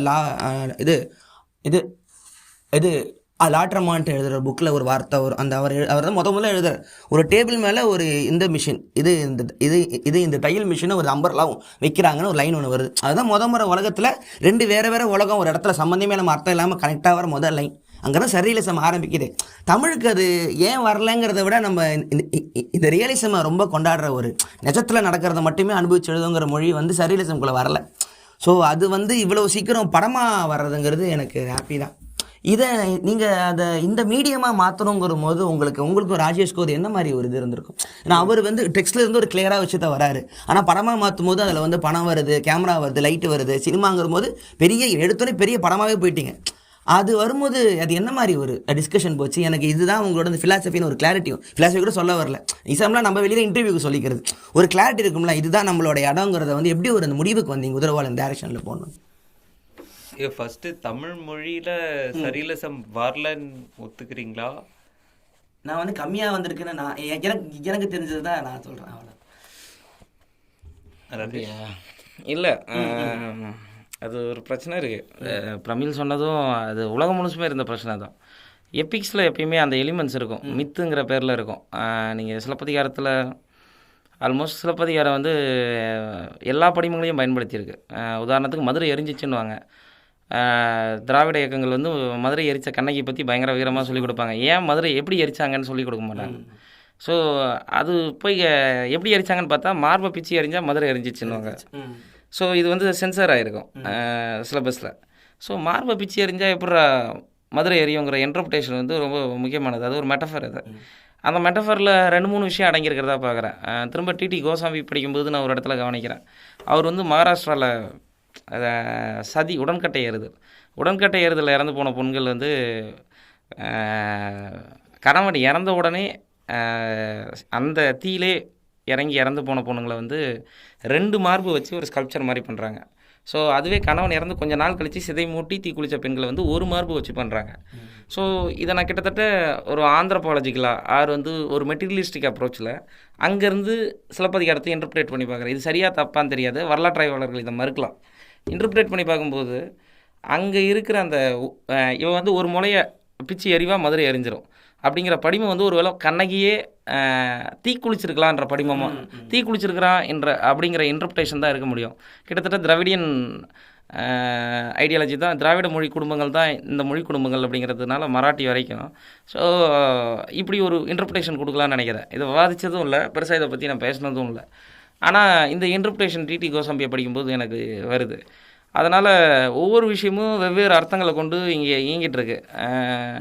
அந்த அர்த்தங்களை கொண்டு இயங்கிட்டு இருக்கிறதுனால குறிப்பிட்ட கம்யூனிசம் லிட்ரேச்சர், இங்கே கம்யூனிசம் பரவான காலகட்டம், அவங்க வந்து சோஷலிச ரியலிசம்னு ஒரு கான்செப்டை கொண்டு வராங்க. உலகம் முழுசுமே அவங்க ரியலிசம் அப்படிங்கிற ஒரு சோஷலிஸ்ட் ரியலிசம் அப்படிங்கிற விஷயம். அதுக்கு முன்னாடி உலகத்தில் யாருக்குமே சரியலிசம் அது இதெல்லாம் கிடையாது, எல்லாமே ரியலாக மீறிட்டு தான் இருந்தாங்க. ஸோ அந்த குறிப்பிட்ட காலகட்டத்தில் அந்த விஷயம் வந்த உடனே ரியலிசம் நோக்கி தான் எழுதணும் அப்படிங்கிற ஒரு தேவை உருவாது. அந்த தேவை ரொம்ப முக்கியமானதும் கூட அந்த காலகட்டத்தில். இன்றைக்கி அது தேவையாங்கிறது இல்லை தேவையில்லையாங்கிறதெல்லாம் விவாதத்துக்கு உட்பட்டது. அந்த காலகட்டத்தில் ராஜாக்களை பற்றியும் வெறும் ஃபேண்டசியான கற்பனைகளை பற்றியும் எழுதும்போது இங்கே இருக்க விளிம்புநிலை குப்பனையும் சுப்பனையும் பாமரனையும் பற்றி பேசுகிறதுக்கு கதைகள் இல்லாமல் இருந்துச்சு. ஸோ அந்த கதைகள் இல்லாமல் இருக்கும்போது அவங்கள பற்றி எழுதுறதுக்கு அந்த ரியலிசம் ஸ்டோரி பயன்படுத்தப்பட்டுச்சு. தமிழில் இன்னொரு பிரச்சனை இருக்குது. இங்கே ரியலிசம் எது நேச்சுரலிசம் எது அப்படிங்கிறதான வாதங்கள் கிடையாது. எது நேச்சுரல், இப்போ இமயம் மாதிரி ரைட்டர்ஸை ரியலிஸ்டிக் ரைட்டர்னுவாங்க. இப்போ நம்ம போய் உள்வாங்கும்போது அது நேச்சுரலிஸ்ட் ரைட்டிங்காக இருக்கும். ஸோ இங்கே விமர்சகர்கள் வந்து ஒரு குறிப்பிட்ட எல்லைக்கு மேலே தங்களை வளர்த்துக்கலன்ற குற்றச்சாட்டு வந்து எனக்கு ஒரு ஒரு விமர்சன பார்வையிலேருந்து வரும். ஏன்னா நான் விமர்சனன்ற டூலை ரொம்ப நம்புகிறேன். இப்போது படத்தை பற்றி யாராவது தப்பாக சொன்னால் கூட ஓகே அதை கேட்கணும் அப்படின்னு தான் நினைப்பேன். ஏன்னா படம் அவங்க பார்த்துருக்காங்க, அவங்க சொல்லணும். இதை நான் விரும்பவும் செய்கிறேன் தனிப்பட்டு, அவங்க என்ன வகையான நெகட்டிவ் ஷேட்ஸ் சொன்னாலும். ஸோ அந்த மாதிரி அதை நான் நம்புகிறேன். அப்போ நம்பும்போது என்ன நடக்குதுன்னா, அந்த விமர்சன பார்வையில் அவர் வந்து ஒரு நேச்சுரலிஸ்ட் ரைட்டராக இருக்கார். ஸோ அதுக்கு முன்னாடி தமிழில் விமர்சன மரபுங்கிறது ரசனை சார்ந்த விமர்சனம், அது காணாசு காலகட்டம். இன்றைக்கி வரைக்கும் தமிழில் இருக்க பெரிய பிரச்சனையை அந்த விமர்சனங்கிறது சமஸ்கிருத வார்த்தை, இன்றைக்கி அது திறனாய்வு அப்படிங்கிற ஒரு வார்த்தையை கொண்டு காயின் பண்ணுறாங்க. திறனாய்வு கட்டுரைகள் எழுதப்படுது. ஆனால் ப்ராப்பரான திறனாய்வு கட்டுரைகள் எவ்வளோ வந்திருக்கு. எனக்கு உலக அளவுலேயே சினிமாவை பற்றி எழுதப்பட்ட கட்டுரைகளில் எந்த உடன்பாடும் இல்லை. விமர்சன ரீதியாக எழுதப்பட்ட கட்டுரை எனக்கு 2 தான் உடன்பாடு இருக்கும். சூசன் சோன்டேக்கோட சினிமா பற்றி எழுதப்பட்ட கட்டுரைகள், டெல்யூஸ் கொத்தாரி. சூசன் சோன்டேக்கில் கூட எனக்கு ஒரு போதாமே இருக்குது.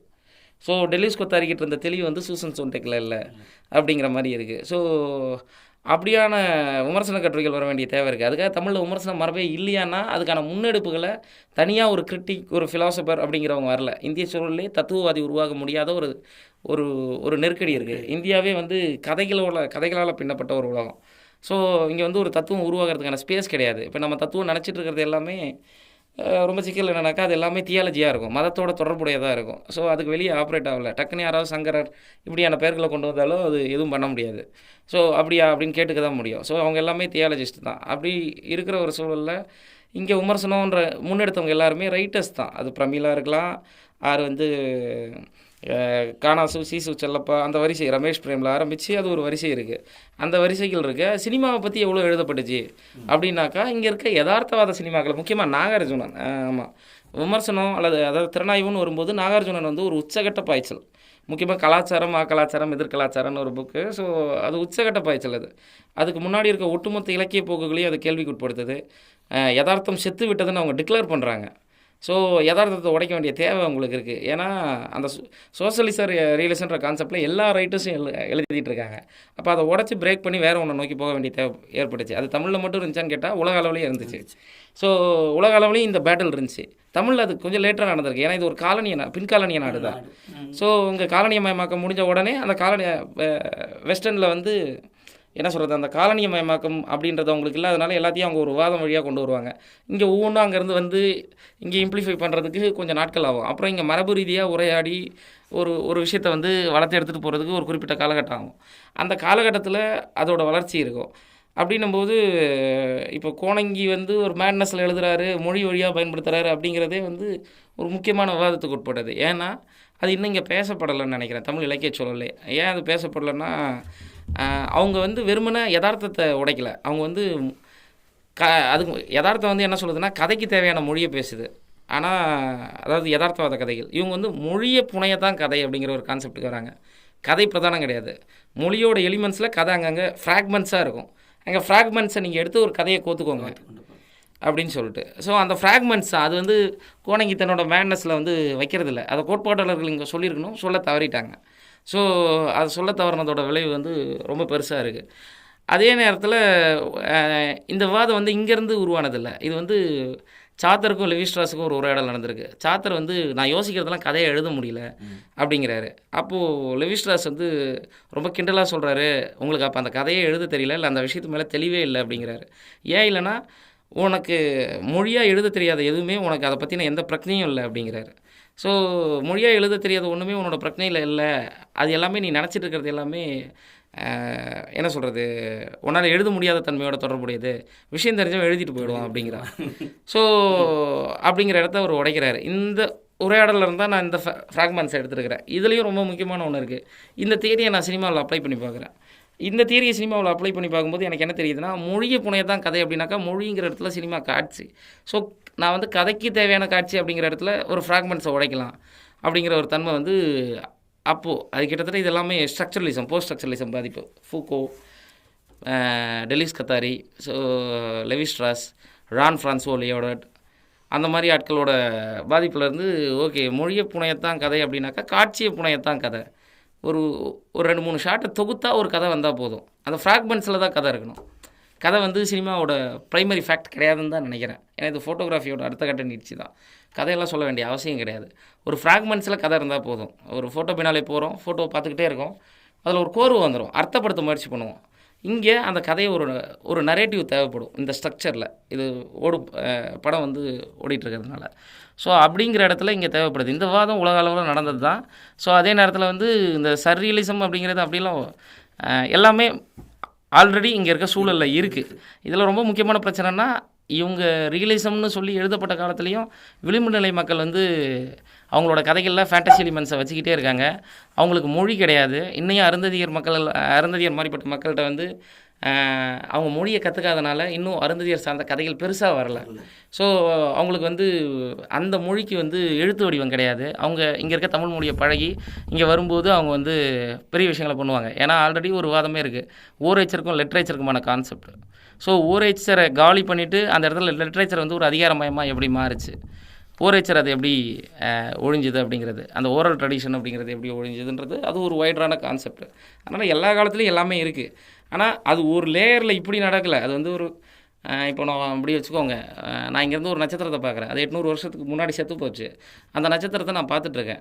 ஸோ காலம் அப்படிங்கிறது இப்படி போகல, ஒரு லைனில் போகல, அது டெப்த்தில் போயிட்டுருக்கு. ஸோ டெப்த்தில் போயிட்டுருக்கு. நான் செத்துப்போன நட்சத்திரத்தை 800 வருஷத்துக்கு முன்னாடி செத்துப்போன நட்சத்திரத்தை நான் பார்க்குறேன். அந்த நட்சத்திரம் அந்த காலத்துலேருந்து என்னைய பார்க்குது. ஓகேவா? அது அப்போவுமே என்னை பார்த்துட்ருக்கு. ஸோ நட்சத்திரத்தோட பாயிண்ட் ஆஃப் வியூவில் இறந்த காலத்துலேருந்து அது வந்து எதிர்காலத்தை பார்த்துட்ருக்கு. நான் எதிர்காலத்தில் நின்றுட்டு இறந்த காலத்தை பார்த்துட்ருக்கேன். ஸோ இது வந்து ஒரு பெர்ஸ்பெக்டிவ். இது இந்த விஷயம் இருக்கு இல்லையா, இந்த விஷயம் வந்து இந்த விஷயத்தோட டெப்த் அப்படிங்கிறது வந்து ஒரு குரோனாலஜிக்கல் ஆர்டராக கிடையாது. இது வந்து சிங்க்ரோனிக் டயாக்ரோனிக்னு ஸ்ட்ரக்சரலிசமில் ஒரு வாதம் இருக்கும். சிங்க்ரோனிக் அப்படிங்கிறது வந்து என்ன சொல்கிறது, அதாவது காலப்பார்வை தலப்பார்வைன்னு தமிழில் மொழிபெயர்க்கலாம்னு நினைக்கிறேன். ஸோ காலப்பார்வைங்கிறது வந்து டயாக்ரோனிக், காலப்பார்வை மறுத்துட்டு தலப்பார்வை, அது வந்து ஒரு ஆர்டரில் இயங்கலை, அது வந்து ஒரு ஒரு டெப்த்தில் இயங்குது. ஸோ காலம் எப்பயுமே இப்படி போகல, அதாவது ஒரு ஆர்டரில் போகல, அது வந்து இருந்துக்கிட்டே தான் இருக்குது. நீங்கள் ஒரு ஆதி மனுஷனை பார்க்க முடியும், இங்கே தான் இருக்கான், உங்கள்கிட்ட தான் இருக்கான். ஸோ அவங்கள நீங்கள் மீட் பண்ண முடியும். இப்போ கீழடி தோண்டப்படும் போது கீழடி வந்து உங்கள்கிட்ட உன்னை கம்யூனிகேட் பண்ணுது. டேய், நான் உன்னை வந்து டச் பண்ணும்போது உங்களுக்கு ஒரு பயம் வருது, ஒட்டுமொத்த வரலாறு கேள்விக்குள்ளாக்கப்படுது. அவன் வந்து உங்களை தொடர்பு கொள்கிறான். ஸோ அவன் 3000 வருஷத்துக்கு முன்னாடி இருந்தான் கிடையாது, சைமல்டேனியஸாக அவன் இயங்கிட்டு இருக்கான், இந்த பேரலாக அவன் இயங்கிட்டு இருக்கான். ஸோ அவன் இங்கே டச் பண்ணுறான், டச் பண்ணும்போது ஒட்டுமொத்த வரலாறு கேள்விக்குள்ளாகுது. நம்ம வந்து பதட்டம் அடைகிறோம். இந்த பதட்டங்கிறது என்னன்னாக்கா அவன் உங்களை தொடர்பு கொள்ளும்போது நடக்கிறது. ஆக்சுவலி மனுஷனோட முக்கியமான டூலில் ஒன்று, அவன் வந்து மென் ஹியர், இங்கிலீஷில் MENHIER நினைக்கிறேன், ப்ரொனவுன்ஸ் தப்பாக இருக்கலாம். ஸோ தமிழில் அதை நெடுகல்னு சொல்லலாம், நடுகளுக்கு முன்னாடி. அந்த நெடுகல் வழிபாடு, நெடுகல் அப்படிங்கிறது மனுஷன் முதல்ல காலத்தை தாண்டி தொடர்பு கொள்ள ஒரு மெட்டீரியலை ராவாக வைக்கிறான். வச்சாக்கா அவனோட அதிர்வு அப்படியே ஒரு 2000 வருஷத்துக்கு இருக்குது. அவன் 2000 வருஷத்துலேருந்து இங்கே பார்க்குறான், இவன் 2000 வருஷத்துக்கு முன்னாடி இருந்து இங்கே பார்க்குறான். இந்த செயின் இருக்கு இல்லையா, இது எல்லா காலத்துலையும் நடந்துக்கிட்டே தான் இருக்குது. எந்த மனுஷனும் இங்கே செத்துட்டான் போயிட்டான் அப்படின்றதில்ல, இங்கே ஒரு உரையாடல் நடந்துக்கிட்டே இருக்குது. அது மொழி வடிவத்தில். அந்த மொழிங்கிறது பாறைகளாக இருக்கலாம், இயற்கையாக இருக்கலாம், இலையாக இருக்கலாம், எங்கே வேணாலும் மொழி எங்கே வேணாலும் வரலாம். ஸோ அது உங்களை தொடர்பு கொள்ள முயற்சி பண்ணும்போது நீங்கள் பதட்டம் அடைகிறத தவிர உங்களுக்கு வேறு வாய்ப்பு இல்லை. இப்போது இந்த நெரேட்டிவ், இப்போ அந்த நெரேட்டிவ்னு சொல்லும்போது சினிமாங்கிறது இஸ் மொசைக் மேட் ஆஃப் டைம்லாம் தெரிஞ்ச வார்த்தை. ஸோ டர்கோச்க்கு வந்து என்ன சொன்ன அந்த டைமுங்கிற கான்செப்ட் தான் சினிமாவில் மட்டும்தான் சாத்தியம். இப்போ எடிட்டிங்குங்கிறதும் இப்போ நம்ம பண்ணுறது கிடையாது. ஸோ எந்த நேரத்தையும் எந்த ஒரு நேரத்தை கூட சேர்த்துடலாங்கிறது சினிமாவில் சாத்தியம். இப்போ ப்ரெசண்ட்டோ பாஸ்ட்டோ எதுவாக இருந்தாலுமே. ஸோ ஆரம்பத்தில் சினிமா அதுக்கு தான் வந்துச்சு. சரியேசமோட ஆரம்பம் சினிமா அதில் தான் ஆரம்பிச்சது. அதுக்கப்புறம் தான் சொல்கிறேன் ஹாலிவுட்டோட அந்த மோனோமித்தோ ஹீரோங்கிற கதையோ சென்ட்ரல் கான்ஃப்ளிக்ட் இதெல்லாம் அப்புறம் தான் வருது. ஸோ அந்த ரால்ரோஹி அந்த அவங்கெல்லாம் இதை வந்து வேணான்னு சொல்லும்போது எனக்கு ரொம்ப நாளாகவே ஒன்று இருக்கும், ஏன் ஒரு ஹீரோக்கு கான்ஃப்ளிக்ட் இருக்கணுமா, அவனுக்கு ஒரு பிரச்சனை இருக்கணும், அவன் சால்வ் தான் பண்ணணுமா, அவன் ஜெயிச்சு தான் போகணுமா, அது இல்லாத ஒருத்தனோட கதையெல்லாம் பார்க்க முடியாத கேள்வி இருக்கும் போதெல்லாம் அந்த ட்ராவல் பார்க்கும் போதெல்லாம் அது வந்து ஆதிக்கத்தில் இருக்கிறவங்க அந்த இடத்துல இருக்கிறவங்க சொல்லப்பட்ட கதை தான் இது ஸ்ட்ரக்சர், இது போட்டால் தான் பணம் ஒரு வியாபாரம் ஆகும்னு கலை அப்படி மாறிச்சு அப்படி. ஸோ அதை பற்றி கொஞ்சம் இந்த நரேட்டிவ் இது எழுதும் பொழுது இந்த டைம் எப்படி நீங்கள் ஹேண்டில் பண்ணீங்க? ஏன்னா அந்த டைமுங்கிற ஒரு கான்செப்டே இல்லாத ஒரு விஷயமா தான் அந்த கதையில் வரும். ஓகே, விஷுவலாக எப்படி? ஓகே, இல்லை ஐ திங்க் ராஜேஷோட ஸ்கிரிப்டில் வந்து டெம்பராலிட்டியோட பற்றின ஒரு காமெண்ட்ரி இப்போ ராஜேஷ் பேசினது இருக்குது. அது வந்து எங்களுக்கு படிக்கும் போதும் சரி, அவர் அந்த ஸ்கிரிப்டை பற்றி நிறைய பேசி சீரியஸ் லிட்ரேச்சர் சைட்லேருந்தும் சரி ஃபிலாசபியாகவும் பேசுகிறது வந்து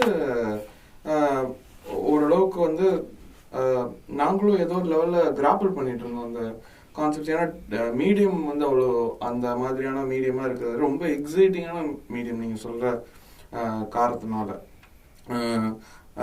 லைஃப்பை நம்ம பார்க்குறதும் கண் ஒரு மேஜரான ஒரு இதுவாக இருக்குது, காது. ஸோ ஆடியோ விஷுவலாக நிறைய பார்க்குறோம், கிணவும் அப்படி தான். ஸோ ஏதோ ஒரு லெவலில் வந்து ரொம்ப க்ளோஸ் டு நம்ம எப்படி ஒன்றத்தை அணுகிறோம், எப்படி பர்சீவ் பண்ணுறோன்றதுக்கு வந்து சினிமா வந்து ஒரு நல்ல ரிடக்ஷன் அப்படின்னு தோணுது. லைக் ஒரு பெரிய திரையாக பார்த்தாலும் அது லைஃப் எப்படி நம்ம புரிஞ்சுக்கிறோமோ அதோட ரிடக்ஷன் அந்த மாதிரி இருக்குது. ஸோ அப்போது நீங்கள் சொல்கிற மாதிரி இந்த அட்வான்ஸ்டு கேபிட்டலிஸ்ட் சொசைட்டிஸில் வந்து இந்த மாதிரி ஃபிலிம் ப்ரொடக்ஷன், மாஸ் ப்ரொடக்ஷன், பெரிய மீடியம்ஸாக அது இண்டஸ்ட்ரியாக வேலை செய்கிறதுனால அதில் வந்து எது வந்து மணியோ அது வந்து ஆட்டோமேட்டிக்காக கண்ட்ரோல் பண்ணப்படுற ஒரு சுச்சுவேஷனில் கதைகள் ஒரு ஏன்னா டிஃப்ரென்ஸ் ரொம்ப கம்மியாக தான் அவங்க எதிர்பார்ப்பாங்க. அவங்களுக்கு டிஃப்ரென்ஸ் இருக்கணும், ஆனால் ரொம்ப கம்மியாக இருக்கும். ஸோ ஒற்றைத்தன்மையை தான் அவங்க வந்து எப்படி மற்ற இடத்துல ஒற்றை கதையாடலை வந்து மெயின்டைன் பண்ணுறாங்களோ, ஹோமோஜெனைசேஷன் ட்ரை பண்ணுறாங்களோ, அந்த மாதிரி சினிமாவும் அதுக்குள்ளே தான் வருது. அதில் தான் அந்த ஹீரோ சென்ட்ரல் கான்ஃப்ளிக்ட் ஏரியெல்லாம் வருது.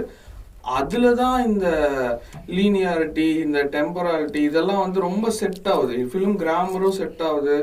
அஃப்கோர்ஸ் அதெல்லாம் இன்டர் கனெக்டடாக இருக்கனால, அதாவது எந்த ஒரு சினிமாவும் ஐசோலேட்டடாக சினிமா கிடையாது. எல்லாமே எல்லா சினிமாவும் கனெக்ட் ஆகிருக்கு. ஸோ இப்போ நம்ம கட்டாக பார்க்குறோம் ஒரு விஷயம்னா அது சப்கான்ஷியஸ் லெவல்லையே நம்ம பசங்களை, நம்ம அடுத்து வர ஜென்ரேஷன் எல்லாருமே வந்து இப்போ நடக்கிற சினிமா வந்து அவங்க மைண்டுக்குள்ளே போயிடுது. அது வந்து எப்படி அவங்க பார்க்குறாங்க, கட்டனா நம்மளுக்கு ரொம்ப நேச்சுரலாக தெரியுது இல்லையா. முதல்ல லூமியா பிரதர்ஸ் வந்து ட்ரெயினை இது பண்ணும்போது எல்லாரும் பயந்து ஓடிட்டாங்களாம். ஆனால் நான் யோசிச்சு பார்ப்பேன், அந்த கதையில் ஒரே ஒரு சிக்கல் இருக்கு. அது வந்து பிளாக் அண்ட் ஒயிட்டு, நம்ம ரியாலிட்டி கலரு. எப்படி பிளாக் அண்ட் ஒயிட் ட்ரெயின் தெரிய உடச்சிட்டு வரும் அப்படின்ற ஒரு இப்போ யோசிச்சு பார்த்தா தோணுது. ஆனால் அப்போ இருந்தவங்களுக்கு அது எப்படி பிளாக் அண்ட் ஒயிட்டாவே தெரியலன்றதுதான் மேட்டர். ஸோ இப்போ நம்ம எதுக்கெல்லாம் யூஸ்ட் ஆயிட்டோம் அப்படின்னா பல கட்ஸுன்ற ஒரு கிராமர், ஒரு ஜம்ப் கட்டு, இவங்க ஃபர்ஸ்ட் பண்றாங்க, அப்புறம் இப்போ அது லிட்டரலா கண்டினியூட்டியே கிடையாது. இப்போ ஒரு 15 செகண்ட் ஆடு பாக்குறோம்னா அதுல ஒரு கண்டினியூட்டியும் இருக்காது. மைண்ட் எல்லாத்தையும் ஃபில் பண்ணுறோம் கண்டினியூஸா. ஸோ மைண்ட் அந்த இன்டராக்ஷன் ஆஃப் கலெக்டிவ் கான்சியஸ்னஸ் வந்து சினிமாவோட நடந்துட்டே இருக்கு. அதுல நடக்கிற விஷயங்கள் வெகு ஸ்பீடா போயிட்டு இருக்கு. ஆனா ரொம்ப எதுவுமே நடக்காது, ஸ்பீடா போயிட்டே இருக்கும். ஆனா வந்து அது ஒரு சாதாரண ஒரு இன்னோவேஷன் நடந்தா கூட அப்படியே ஒரு பெரிய இது மாதிரி ஆயிடும். அவ்வளோ ஸ்லோவான ஒரு வேரியன்ஸ் இல்லாத சிஸ்டமா டெவலப் பண்ணியிருக்கோம். ஸோ அப்போ வந்து இப்போ எந்த ஒரு விஷயம் சொல்லணும்னாலும் அந்த மீடியமோட ஆக்சுவல் அதை டீகன்ஸ்ட்ரக்ட் பண்ணி ஒர்க் பண்ணும்போது தான் நம்மளுக்கு வந்து இதெல்லாம் சாத்தியம். ஆனா நம்மளால இத்தனை விஷயத்தையும் சொல்லி நம்ம முடியும். ஆக்சுவலா ஒரு டெம்பரரிட்டியில வந்து இத்தனை விஷயத்தையும் கூட நம்ம ஸ்கிரீன்ல காமிச்சு, ஆனா ஒரு படமோட ஃபீலிங்கையும் கிரியேட் பண்ண முடிஞ்சிச்சுன்னா அப்போ அந்த டென்ஷன் இருக்குல்ல, சினிமாக்கு மாத்திரம்தான் பயங்கரமான அந்த ஒரு மாஸ் மீடியமோட ஒரு டென்ஷனும் இருக்கு, ஆர்டிஸ்டிக் மீடியமோட ஒரு டென்ஷனும் இருக்கு. ரெண்டு டென்ஷனும் சேர்ந்து இருக்கு. அதாவது சினிமா மக்களுக்காக திரையில நம்ம மக்களுக்காக பார்க்குற நம்ம சினிமாவை நோக்கி நம்ம படம் பண்ணணும்னு நினச்சா அதில் இண்டிபெண்ட்டாக எக்ஸ்பெரிமெண்டலாக பண்ணுற படங்கள் அது வேற. ஆனால் இது வந்து ஒரு ஆடியன்ஸை நோக்கி பண்ணுற படங்களில் அந்த பெரிய டென்ஷன் இருக்கு. அந்த பெரிய டென்ஷன் இருக்கும் போது அது ரொம்ப எக்ஸைட்டிங்காக இருக்கு. இதில் இதை சொல்ல முடியுமா? அப்போ கான்ஸ்டண்ட்டாக வந்து குதிரவால் வந்து அதில் இருக்கிற அந்த டெம்பராலிட்டி வந்து அதுதான் வந்து இந்த படத்தில் அந்த தியேட்ரிக்கலா ராஜேஷ் சொன்ன மாதிரி இந்த இருட்டில் உட்காந்து பார்க்கும் போது நம்ம எல்லாரும் அது ஒரு ரிலீஜியஸான ஒரு எக்ஸ்பீரியன்ஸை நோக்கி தான் போகுது சினிமா தியேட்டருக்குள்ள. அப்போ அதுக்குள்ள என்னத்தை நிகழ்த்த முடியும், என்னத்தை ஒரு தியேட்ரிக்கலா அந்த எக்ஸ்பீரியன்ஸை வந்து யூனிக்கா காமிக்கிற பாசிபிலிட்டி அங்கே மாத்திரம்தான் இருக்கு. அந்த பெரிய கேன்வஸ்லயும் அந்த இருட்டு அறையிலையும் தான் இருக்கு. ஸோ அப்போ அதுதான் நம்ம இப்போ என்னவா இருந்தாலும் அன்னைக்கு கூட ரைட்டர்ஸ் அவங்க பேசும்போது ஆர்டிஸ்டிக் ரெஸ்பான்சிபிலிட்டி அந்த மாதிரி பேசிட்டு இருந்தாங்க நம்ம பண்ற ஒர்க்கை பத்தி. பட் ஐ திங்க் அதுதான் எங்க ஆர்டிஸ்டிக் ரெஸ்பான்சிபிலிட்டியா ஏதோ ஒரு லெவலில் நாங்கள் கன்சிடர் பண்ணுவோம். அந்த யூனிக்கான அந்த எக்ஸ்பீரியன்ஸை வந்து கிரியேட் பண்றதுக்கான சாத்தியம் வந்து அவ்வளோ பெரிய கேன்வஸ் கொடுக்குதுன்னு நம்பி இதெல்லாம் தாண்டி இருட்டு அறையில உட்கார வச்ச பிறகு அட்லீஸ்ட் அவங்களுக்கு கோபம் எது வந்தாலும் அந்த அந்த அந்த நிகழ்வுல வந்து இந்த டெம்போரலா நீங்க சொல்ற விஷயங்கள் நடக்கும் போது மன்னிச்சிருவாங்களோ இல்ல அதை தாண்டி உள்ள வந்து, ஏன்னா இதை பார்க்கணும்னு உள்ள வந்துட்டாங்கன்னா இந்த படம் கண்டிப்பா கொடுக்கும், அவங்களோட உரையாடும். ஆக்சுவலா வரும் இன்னொரு அவங்க மைண்டோட ஒரு பார்ட் மாதிரி தான் ஆயிடும். ஸோ ஒரு விதத்துல ஆடியன்ஸ் கொலாபரேட்டரா கூப்பிடுற இடம் வந்து நம்ம டீகலனைஸ் பண்றோம் ஒரு ஆர்ட் அண்ட் ஆர்ட் வியூவர் அப்படின்றது வந்து இப்போ உலக ஆர்ட் சீன்லயும் பேசப்பட்டு இருக்கிற டாபிக் எல்லாத்தையும் இன்ட்ராக்டிவா எப்படி ஆக்குறது, வியூவரை வந்து எப்படி ஆர்டிஸ்டாவும் ஆர்ட்டோட ஒரு பகுதியாகவும் ஆக்குறதுன்றது பேசிட்டு இருக்கிற மாதிரி தான் இது வந்து அந்த அந்த ஒரு இடத்துல வந்து உரையாடல் நடக்கும்.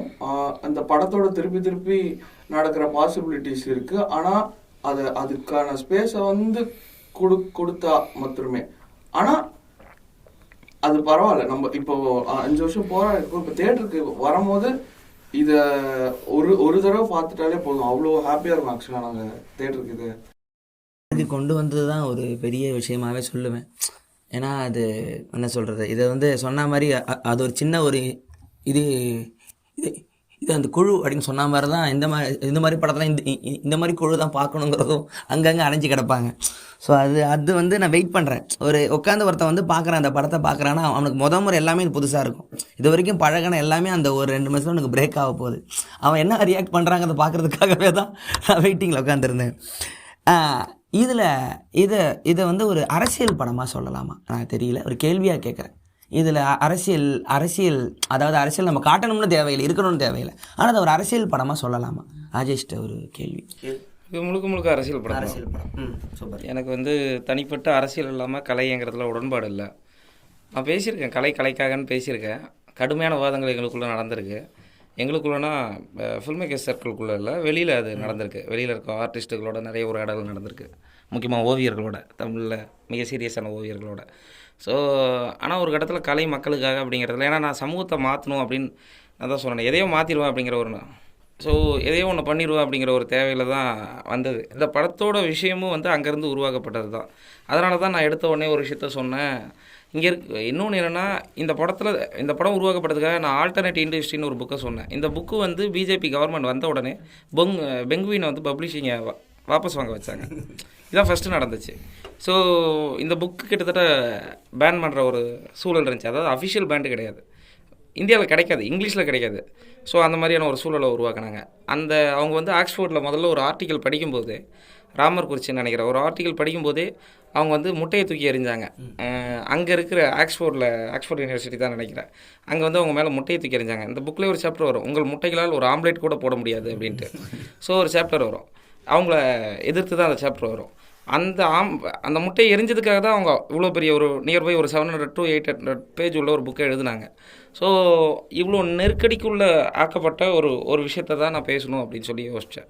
அப்போ அதை எந்த வகையாக பேசணும் அப்படின்னு யோசிச்சாக்கா, அதுக்கு எனக்கு கொடுக்கப்பட்ட மாடல் அப்படின்னு வரும்போது, எனக்கு அப்போது நான் ஏன் நேரடியாக பேசக்கூடாது அப்படின்னு எனக்கு ஒரு பிரச்சனை வந்துச்சு. நேரடியாக பேசக்கூடாது அப்படிங்கிற பாதையை ஏன் சூஸ் பண்ணேன்னா, அது வந்து அதுக்கு தான் அயோத்திதாசரோட எல்லா ஒர்க்குமே அவர் ஆய்வாகவும் எழுத மாட்டார்.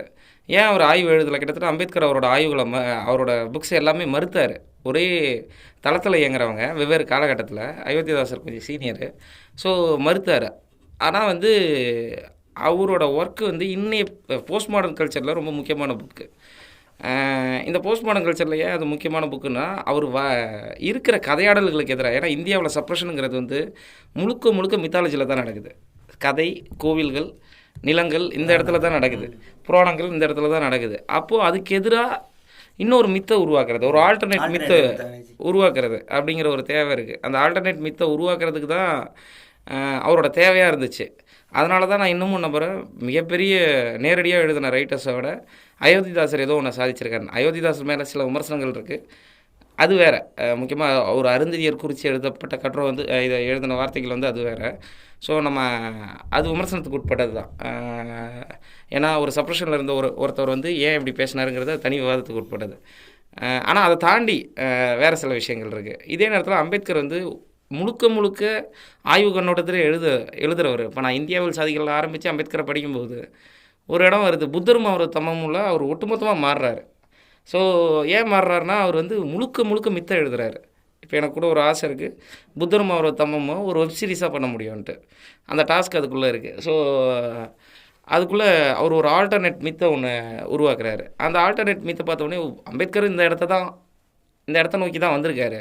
ஆனால் ஒரு ப்ராசஸில் கண்டுபிடிக்கிறத அயோத்திதாசர் எடுத்த உடனே கண்டுபிடிச்சா அந்த இடத்துக்கு வராரு. ஸோ அப்போ தான் ஒரு முடிவுக்கு வர, இதை ரியலிசமாக சொன்னால், ஏன்னா இங்கே இருக்க சாதி சார்ந்த அல்லது ஆக்கிரமிப்பு சார்ந்த கதையாடல்கள் எதுவுமே ரியலாக இல்லை. எல்லாமே இப்போது சாதி எங்கேருந்து உருவாச்சுன்னு கேட்டிங்கன்னா, சிவனோட தலையிலேருந்தோ இல்லை விஷ்ணுவோட தலையிலேருந்தோ இவன் இங்கேருந்து வந்தால், இதெல்லாம் கதை தான். இந்த கதைகளுக்கு எதிராக நான் என்ன பண்ண முடியும்? இன்னொரு கதையை உருவாக்கணும் அப்படிங்கிறது. அந்த கதை எழுதுறது வழியாக தான் இந்த சப்ரஷனை எதிர்கொள்ள முடியும். இது இப்படி தான் எழுதணும்னு நான் சொல்ல வரல. இது ஒரு வகையான ஒரு வெப்பன். ஸோ பல வெப்பன் இருக்கும்போது இது ஒரு வகையான வெப்பன். இதுக்கு சொல்யூஷன் இன்றைக்கே இருக்கான்னு தெரியாது. ஒரு தண்ணியில் தூக்கி ஒரு கல் எரியிற மாதிரி அது முதல்ல ஒரு வட்டத்தை உருவாக்கும், அந்த வட்டம். அது மாதிரி நான் காலத்தில் ஒரு கல்லை தூக்கி எறிகிற ஒரு படம் அப்படிங்கிற இடத்துல ஒரு குழுவாக நாங்கள் எரியும் போது அந்த படம் வந்து தன்னோட முதல் வட்டத்தை உருவாக்குது. அந்த வட்டம் வந்து பெருசாகும் அப்படிங்கிற ஒரு நம்பிக்கை வந்து இயல்புலே இருக்குது. ஸோ கிட்டத்தட்ட அது காலத்து மேலே எரியப்படுற ஒரு விஷயந்தான். அந்த காலம் வந்து இதில் இயங்கிட்டு இருக்கு, டெப்த்தில் இயங்கிட்டு இருக்கு. ஸோ அப்போ அந்த கதைகள்னா இந்தியாவோட ஒரு மிகப்பெரிய ஒரு ஸ்கெட்சு. கதைகள் வந்து இந்தியாவை இவ்வளோ வருஷம் ஆள்றதுக்கு கதையை அதிகமாக யூஸ் பண்ணுவாங்க. ஸோ மனசில் இப்போ ஒரு இந்த மகாபாரதம் படிக்கிறோம்னா கதை செம்மையாக போயிட்டுருக்கும். அடுத்த ஒரு இடத்துல நிப்பாட்டி நான் போகணும்னா எனக்கு இவ்வளோ தூரம் நெய் கொடு, பசு கொடு, மாடு, அதுக்கு வந்து சண்டைக்கு போக சொன்னேன் அப்படிமா. ஸோ அந்த கதையில் வந்து ஒரு 5-6 பேர், ஒரு 50 பேர் சேர்ந்து உட்காந்து அவங்கவுங்களோட பாயிண்ட் அழகாக உள்ளே கொண்டு வந்துட்டு மீதி வச்சு தோணுமே. அது வந்து நமக்கு பார்க்க ஜாலியாகவே இருந்தாலும் இவ்வளோ வருஷம் இந்தியாவை வந்து இது கட்டி போடுறது இமேஜினேஷனுங்கிறது தான் நம்மளோட ஆதி கால ஒரு ஆர்ட்டை. அது இருந்தால் தான் மனுஷனாகவே இருந்தோம். அந்த இடத்துல போகாத ஒரு சிங்கம் இருக்குன்னு நமக்கு தான் சொல்ல தெரியும். மற்ற மிருகத்துக்கு தெரியும். நமக்கு அந்த இது மெமரி இருந்துச்சு, இமேஜினேஷன். நம்ம இவ்வளோ வருஷம் தப்பிச்சு வாழ்ந்துட்டோம். ஸோ இந்த கதையை சொல்லி ஸ்டோரி டெல்லருங்கிறது அதிகாலத்துலேருந்தே இருக்கான். அவன் தான் முதல்ல ஷாமன்லேருந்து நெருப்பு கொளுத்திட்டு அவன் தான் முதல்ல சொல்லுவான் கதையை கேளுமா, இந்த ட்ரைபுக்கு அவனோட ரூல்ஸை அடுத்ததுக்கு சொல்லுவான். அங்கேருந்து தான் வருது. ஸோ இந்த கதையும் இந்த கனவும், நீங்கள் சொன்ன சிக்மண்ட் ஃப்ராய்டோட கனவு, அந்த கனவும் கதையும் இந்த படத்தில் ஃபுல்லாகவே இருக்குது. ஸோ ஃப்ராய்டு மேலே என்ன அதிகபட்ச கோவத்தை விட இந்த கனவு வந்து காலி ஆகிடுச்சோ அப்படிங்கிற எனக்கு தோணும். கனவை பற்றி பேசுகிறதோ, அதாவது ஒரு காலத்துலலாம் வந்து நம்ம யார், நான் யார், எங்கேருந்து வந்தேங்கிறத மனுஷனுக்கு கேள்வியாகவே இருந்திருக்கும்.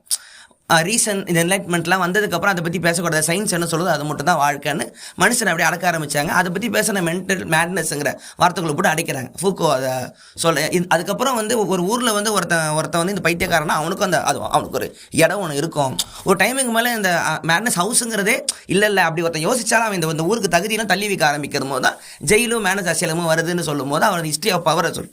ஸோ அந்த கனவு காண்றவனை வந்து ஏன் அது தப்பாக அதை தான் மறுபடியும் இதில் வந்து நம்ம இந்த படத்தில் வந்து அது வருதான்னு கேட்க, அந்த கனவு பற்றி அந்த என்ன சொல்கிறது, இந்த அமுக்கப்பட்ட கனவுகள் அது எப்படி அது இந்த ஒரு கலை மூலமாக திருப்பி கொண்டு வந்துடுறாங்கிற ஒரு நம்பிக்கைன்னு கூட சொல்லலை. அதுவும் ஒரு டைரக்ஷனாக இருக்கா இந்த படத்தில்? கனவு அப்படிங்கிற விஷயம் எக்ஸாக்டாக நீங்கள் சொல்கிற ஆர்டரில் இது பண்ணப்பட்டுச்சா அப்படின்னு கேட்டால் அதில் இல்லை. இந்த பைகேமரல் மைண்டுன்னு சொல்லுவாங்க, அது ஒரு தியரி இருக்குது. பைகேமரல் மைண்டுங்கிறது வந்து எது அகம் எது புறம்னே பாகுபாடு கிடையாது. அது இயங்கினதாக சொல்லப்படுது. அதுக்கு ஹைப்போதீசிஸ் தான், இதுக்கு தீசிஸ் இல்லை. ஸோ ஹைப்போதீசிஸ் தான், இது ஆய்வுபூர்வமாக நிரூபிக்கப்படலை. அதை பைகேமரல் மைண்டுன்னு சொல்லுவாங்க. அந்த பைகேமரல் மைண்டில் இருந்து அப்போ வந்து நீங்கள் ஒரு ஹோமர் வந்து ஒரு கனவு எழுதும்போது எப்படி எழுதுவார் அப்படின்லாம் நான் கவனிச்சிக்கிட்டே இருக்க வேண்டியிருக்கும். பைபிளில் ரொம்ப முக்கியமாக கனவுகள் குறித்து சில விளக்கங்கள் இருக்கும். இந்த கதையில் இந்த படத்துலேயே ஒரு கனவு பயன்படுத்தப்பட்டிருக்கும். அது வந்து கிட்டத்தட்ட என்னை இன்ஸ்பயர் பண்ண ஒரு இடம். நான் கிட்டத்தட்ட 9th அப்புறம் பைபிளை திரும்ப பார்க்கலான்னு நினைக்கிறேன், பார்க்கவே இல்லை. ஸோ ஆனால் பைபிளோட எல்லா எசன்ஸ் ஆஃப் டெக்ஸ்ட்டும் மைண்டுக்குள்ளே இருக்குது. அந்த பைபிளில் இருக்க அந்த கனவு வந்து கனவை வச்சு ஒரு நாட்டோட பஞ்சத்தை தடுத்துருக்காங்களா, பயங்கர க்யூரியஸாக இருக்கு. அப்போ கனவு வந்து அவ்வளோ பெரிய வெப்பனா அப்படின்ற மாதிரி ஒரு வகையில். இப்போது இடையில ஒரு ட்ராவலில் வந்து அவதாண்டைன்னு ஒரு கிராமத்துக்கு போகிறேன். இது ஒரு 6 மந்த்துக்கு முன்னாடி தான். அந்த கிராமத்துக்கு போனாக்கா அங்கே வந்து ஒரு நடுகள் இருக்குது, அது சாமியாக கும்பிட்டுருக்காங்க. அது நடுகள்னு நான் ஒரு ஆர்கியாலஜிக்கல் பார்வை உள்ளவனா எனக்கு தெரியுது. அவங்க சாமியாக கும்பிட்றாங்க. இது எப்படிங்க கண்டுபிடிச்சிங்க, எந்த ஆர்கியாலஜிஸ்ட் வந்து கண்டுபிடிச்சா? இல்லை அந்த அம்மா சாமி அடிச்சு, சாமியான்னா இந்த இடத்துல இந்த கல் இருக்குன்னுச்சு, நாங்கள் தோண்டி எடுத்துட்டோம், பார்த்தா அது நடுகல். அப்போது எனக்கு என்ன புரியலன்னா, எந்த ஆர்கியாலஜிஸ்ட்டும் அங்கே வரல, எந்த ஆய்வுமே அங்கே நடக்கலை. இது எங்கே ஆப்ரேட் ஆகுது மைண்டில், யார் வந்து இதை சொன்னால்? இது ரொம்ப முக்கியமானது. அது நீங்கள் நினைக்கிற அளவுக்கு ஒரு 5 அடியிலையோ 10 அடியிலையோ இல்லை. ஒரு கிணறு தோண்டும் போது அங்கே கிடைக்கிற ஒரு கிணறு தோன்ற போது இல்லை, அந்த கிணறு தோன்ற அளவுக்கான பள்ளத்தில் இருந்து அவங்க எடுக்கிறாங்க. ஸோ இது வந்து எனக்கு இப்போவும் என்ன தோணுன்னா, இங்கே எல்லாமே இருக்குது. அந்த ஒரு ஒரு ஒரு மேட்னஸ்குள்ளே போனால், நான் வந்து மேட்னஸ் ஆர் நாலேஜ் இது ரெண்டுத்தையுமே தனித்தனியாக பார்க்குறேன். அதாவது இது 2 வேறு சாப்டர். இந்த மேட்னஸ் வந்து ரொம்ப முக்கியமானது, ஒரு ஒரு ஒரு மனித நிலையிலே ரொம்ப முக்கியமானது அப்படின்னு நினைக்கிறேன். அந்த மேட்னஸ்லேருந்து அதை தொடும்போது அவங்க தொடுறாங்க. இந்த கனவுங்கிறது என்னென்னா, அப்பப்போ நம்மளோட மேட்னஸில் ஒரு இமேஜினேஷன் ஃபங்க்ஷன் ஆகுது. அந்த இமேஜினேஷன் எப்படி உள்ள ஆப்ரேட் ஆகுது அப்படிங்கிற ஒரு தர்க்கவியல். இது ஃப்ராங்க்பர்ட் மார்க்சியம் ஸ்கூல்லேருந்து உருவான ஒரு தாட். ஏன்னா அவங்க வந்து செகண்ட் வேர்ல்டு வார் வந்து அறிவுனால தான் உருவாச்சு. ஸோ அறிவு வந்து பெரிய பிரச்சனை அப்படின்னு அவங்க வந்து போகிறாங்க. அப்போ அறிவுக்கு எதிராக அவங்க ஒன்று பேசுகிறாங்க. ஸோ அதுவும் இன்னொரு வகையான அறிவு தான், அது வேறு விஷயம். ஸோ அதை வந்து அவங்க பேசுகிறாங்க. பேசும்போது அவங்க இந்த இடத்த நோக்கி தான் வராங்க. அப்போ நான் வந்து மார்க்சிஸ்ட்டுகள் வந்து இதை போஸ்ட் மாடர்ன் படம் அப்படி இப்படின்னு சொல்லிட்டு கொஞ்சம் டிபேட் இருக்குது. ஆல்ரெடி சில ஷோஸ்லேயும் அந்த மாதிரியான விஷயங்கள் இருக்குது. அந்த வாதத்துக்குள்ளே போகல. நான் முழுக்க அரசியல் தளத்துலேருந்து வர்றதுனால நான் வந்து இதை ஒரு மார்க்சிய படமாக தான் பார்க்குறேன். ஏன்னா இந்த படத்தை அண்டர்ஸ்டாண்ட் பண்ணுறதுக்கு டிடி கோசாம்பி மித்தை எப்படி அணுகுனார் அப்படிங்கிறது மித் அண்ட் ரியாலிட்டி. ஆர் வந்து தேவி பிரசாத் சட்டபத்தியாயா மித்தை எப்படி அணுகுனார், லோகாயுதா, ஸோ அல்லது தமிழில் மொழிபெயர்க்கப்பட்ட இந்திய தத்துவத்தில் நிலைத்திருப்பனவோ அழிந்திருப்பனவோ இந்த மாதிரி புக்கில் இருந்து அவங்க மித்தை எப்படி அணுகுறாங்க அப்படிங்கிற இடத்துலேருந்து பார்த்தீங்கன்னா இந்த படம் வந்து தெரியும். இதில் கனவுங்கிறது என்னன்னாக்கா, கனவு ரொம்ப முக்கியமான எந்த வகையான டூலாக நான் பார்க்குறேன்னா, இதில் இந்த கனவு சார்ந்த விஷயங்கள் வந்து மனிதனோட அதிகார வர்க்கத்தினால அல்லது சமூக அமைப்புனால, கிட்டத்தட்ட இந்த சமூக அமைப்புங்கிறது ஒரு அதிகார வர்க்கத்தை இந்த சிஸ்டம் தான், அது வந்து ஒரு அமுக்கப்பட்ட சில ஆசைகளை கொண்டிருக்கு, சில இச்சைகளை கொண்டிருக்கு. அந்த ஆசைகள் வந்து அந்த சப்ரஷன் வந்து கனவுகளில் வந்து தன்னை வெளிப்படுத்தும் போது ஏன் கனவை நிறைய பேர் ஞாபகம் வச்சிக்க மாட்டேங்கிறாங்கன்னு நான் நினைக்கிறேன்னா, இல்லை கனவு ஏன் ஞாபகத்தில் இல்லைன்னு நினைக்கிறேன்னா, அதை வெளியில் சொல்ல முடியாத அளவுக்கு அதோட இச்சைகள் இருக்குது, ஓகேவா? அதனாலே அவங்க கனவை மறக்கிறாங்க. ஸோ அப்போ வந்து அந்த கனவு அப்படிங்கிற விஷயத்தை வச்சு அந்த மறைக்கப்பட்ட ஆசைகள் அல்லது உள்ளுக்குள்ளே இருக்க அந்த ஆசைகள் வந்து அது கனவுகளை எப்படி வெளிப்படுது அப்படிங்கிறது இதோட களம். அவ்வளோ ரேஷ்னலாக தான் இருக்கும் இந்த படமும் அப்படின்னு நினைக்கிறேன். ஸோ அந்த இடத்துல தான் நான் கனவை பேசக்கூடிய இடமும் இந்த படத்தில். ஸோ வேறு மாதிரி ஃபிக்ஷனில் அது வேறு மாதிரி அது வந்து பங்களிக்கலாம். இந்த படத்தில் இருக்க கனவு வந்து அந்த தன்மையிலேருந்து வந்தது தான், அந்த மறைக்கப்பட்ட ஆசைகள் அப்படிங்கிற ஒரு விஷயம். அதுக்கு லீடு வந்து கண்டிப்பாக ஃப்ராய்டே தான் கொடுப்பாரு. ஸோ ஃப்ராய்டை மறுக்கிறதுக்கும் ஃப்ராய்டு தியரி தான் தேவைப்படுதுன்னு நினைக்கிறேன். ஸோ அந்த தியரியை வளர்த்தெடுக்கிறதுக்கும் ஃப்ராய்டு தியரி தான் தேவைப்படும். ரைட்டிங் ப்ராசஸ்லேருந்து இந்த விஷுவலைசேஷன் ப்ராசஸ் வந்து எப்படி இருந்துச்சு? எல்லாமே ப்ரீ பிளான்டாக இருந்துச்சா, இல்லை இந்த ஆக்சிடெண்ட்டாக நிறைய விஷயங்களுக்கு மாறிச்சுன்னு இருந்துச்சா, இல்லை ஒரு முடிவாக தான் தெளிவாகவே எல்லாமே படத்தை முன்கூட்டியே பிளான் பண்ணிட்டோம் ஷார்ட் பை ஷார்ட் வரைக்கும்னு ஒரு இது இருந்துச்சா? இது எப்படி அது? ஏன்னா இது உங்களுக்கு எல்லாமே ரொம்ப ஜேர்னி இப்போ புதுசாக இந்த டெக்ஸ்ட்டை வீடியோவாக விஷுவலாக ஃபிலிமாக கன்வெர்ட் பண்ணுறதுக்கு அது எப்படி? ஆக்சுவலாக இது ஃபஸ்ட்டு ஸ்கிரிப்டாக நமக்கு உள்ளே வாங்கிறதுக்கே நம்ம ஒரு டைம் எடுத்தோம். ஒரு 6 மாதம் கிட்டத்தட்ட ராஜேஷோட டெய்லி 10 மணி 10:30 மணிலேருந்து ஆரம்பித்து ஒரு 5 மணி வரைக்கும் ஸ்கிரிப்டோட ரீடிங் தாண்டி ஸ்கிரிப்டுக்கு வெளியில் இருக்கிற சப்ஜெக்ட் மெட்டீரியலை கொஞ்சம் படிக்கிறது, டிஸ்கஸ் பண்ணுறது. இந்த பாட்காஸ்ட் மாதிரி ஒரு டெய்லி ஒரு 5 மணி நேரம் பாட்காஸ்ட் கேட்குற மாதிரி தான். அது ஒரு 6 மாதம் போச்சு. அதுக்கப்புறம் கொஞ்சமாக நமக்கு ப்ரொடியூசர் கிடச்சி நம்ம அதை விஷுவல் ஆக்குற அந்த ஸ்பேஸில் போகும்போது நமக்கு ஸ்கிரிப்டில் ஒரு பயங்கரமான டீட்டெயிலிங் இருந்துச்சு தான். ஸோ அதனால் நமக்கு ஓப்பன் டு இன்டர்பிரிட்டேஷன் வந்து அதுக்குள்ளே இருக்கிற ஒரு விஷயமா மட்டும்தான் இருந்துச்சு. ஆனால் ஸ்கிரிப்டில் வந்து விஷுவல்ஸாக டைரெக்டாக ரொம்ப ஈஸியாக நம்ம வந்து அதை புரிஞ்சுக்கிட்டு இந்த சீனில் என்ன வரும், இந்த சீனில் என்ன வரும் அப்படிங்கிற ஒரு மேட்ரு வந்து ஈஸியாக கிராக் ஆகி தான் இருந்துச்சு. அதுக்கப்புறம் நம்ம எல்லாருமே ஒரு குழுவாக இருந்து நிறைய விஷயம் பேசினோம். விஷுவல் டிசைனில் கார்த்திக் முத்துக்குமார் ஆப்வியஸாக சினிமாட்டோகிராஃபராக இருக்கிறதுனால நம்ம அவரோட கான்ட்ரிபியூஷனை நம்ம ஹைலைட் பண்ணோம். அவரோட ஜென்ரல் அண்டர்ஸ்டாண்டிங் ஆஃப் பர்ஸ்பெக்டிவ் அது நேச்சுரலாகவே அவருக்கு வருதா, இல்லை அவர் வந்து முன்னாடி யோசித்து அதுக்கப்புறம் ஷார்ட் எடுக்கும்போது அவர் பண்ணுறாரான்னு கூட தெரியாது. அவ்வளோ சூப்பராக அவர் ஜீனியஸ் மாதிரி ஒரு விஷயம் அவரால் பண்ண முடியுது. ஆனால் அதுக்கு பின்னாடி நம்ம வந்து இப்போது பர்ஸ்பெக்டிவ் எடுத்துக்கிட்டிங்கனாக்கா, இப்போ தான் நம்ம மணிக்கவுல் பற்றி மனோஜ் பேசியிருந்தார். அவரோட சீன் ஃப்ரம் நோவேர் டெக்ஸ்ட்லேருந்து நம்ம ஒரு மேட்ரு நம்மளால் புரிஞ்சிக்க முடிஞ்சிச்சு. இப்போது லீனியர் பர்ஸ்பெக்டிவ், 3 பாயிண்ட் பர்ஸ்பெக்டிவ், இது எங்கேருந்து வந்துச்சு, இந்த என்லைட்டன்மெண்ட்டோட சேர்ந்து ஹிஸ்ட்ரியாக இந்த பர்ஸ்பெக்டிவோட ஹிஸ்ட்ரி நம்ம எப்படி புரிஞ்சுக்கலாம், கேமராவோட ஹிஸ்ட்ரி எப்படி புரிஞ்சுக்கலாம், எப்படி இது வந்து ஒரு பொலிட்டிக்கலான டூலாக கூட மாறி இருக்குது, விஷுவல் டிசைனே ஒரு பொலிட்டிக்கல் டூலாக மாறி இருக்குது. இதுக்கு முன்னாடி எப்படி இருந்துச்சு பர்ஸ்பெக்டிவ், இந்தியன் ஆர்ட்டாக எப்படி இருந்திருக்கு அப்படிங்கிற ஒரு மேட்ரு எல்லாமே அந்த மணிக்கவுல் டெக்ஸ்ட்லேருந்து வளர்ந்த ஒரு விஷயம் கூட. பட் நம்ம தனியாக ரிசர்ச் பண்ணி கொஞ்சம் விஷயம் நம்மளால் இது பண்ண முடிஞ்சிச்சு. பேரலாக எல்லாருமே நம்ம குழுவாக இருக்கிற ஒரு 10-12 பேர் எல்லாருமே வந்து ஷார்ட் டிவிஷன் பண்ணோம். அது ஒரு ஜாலியான ப்ராசஸ். கிட்டத்தட்ட அது ஒரு 6 மாதம் போயிருக்குமா இருந்தேன். எவ்வளோ மாதம் போச்சு? 3 மாதம். ஒரு 3 மாதம் ஒருத்தர் இருக்கார் டைலாக் கேட்குறதுல ஒருத்தர் உட்காந்துருக்காரு ஆடியோனால. அந்த 3 மாதம் வந்துட்டு ஒரு பேரடைஸ் மாதிரி நினச்சிக்கலாம். ஏன்னா நம்ம ஆஃபீஸ் வந்து கிண்டியில் ஒரு மொட்டை மாடியில் இருந்துச்சு. காலைல இந்த பக்கம் வந்து சூரியன் உதிக்கும், அந்த பக்கம் வந்து கீழே இறங்கும். ஸோ அது வந்து ஒரு மார்க்கெட் ஃபோர்ஸோ இல்லை நம்ம இந்த டேட்டுக்குள்ளே நம்ம அப்படி முடிக்கணும் இது பண்ணணும் அப்படின்லாம் பெருசாக இல்லாமல் நம்ம ஃப்ரீ ஃப்ளோயிங்காக நம்ம பயங்கரமாக எக்ஸ்பெரிமெண்ட் பண்ணோம்.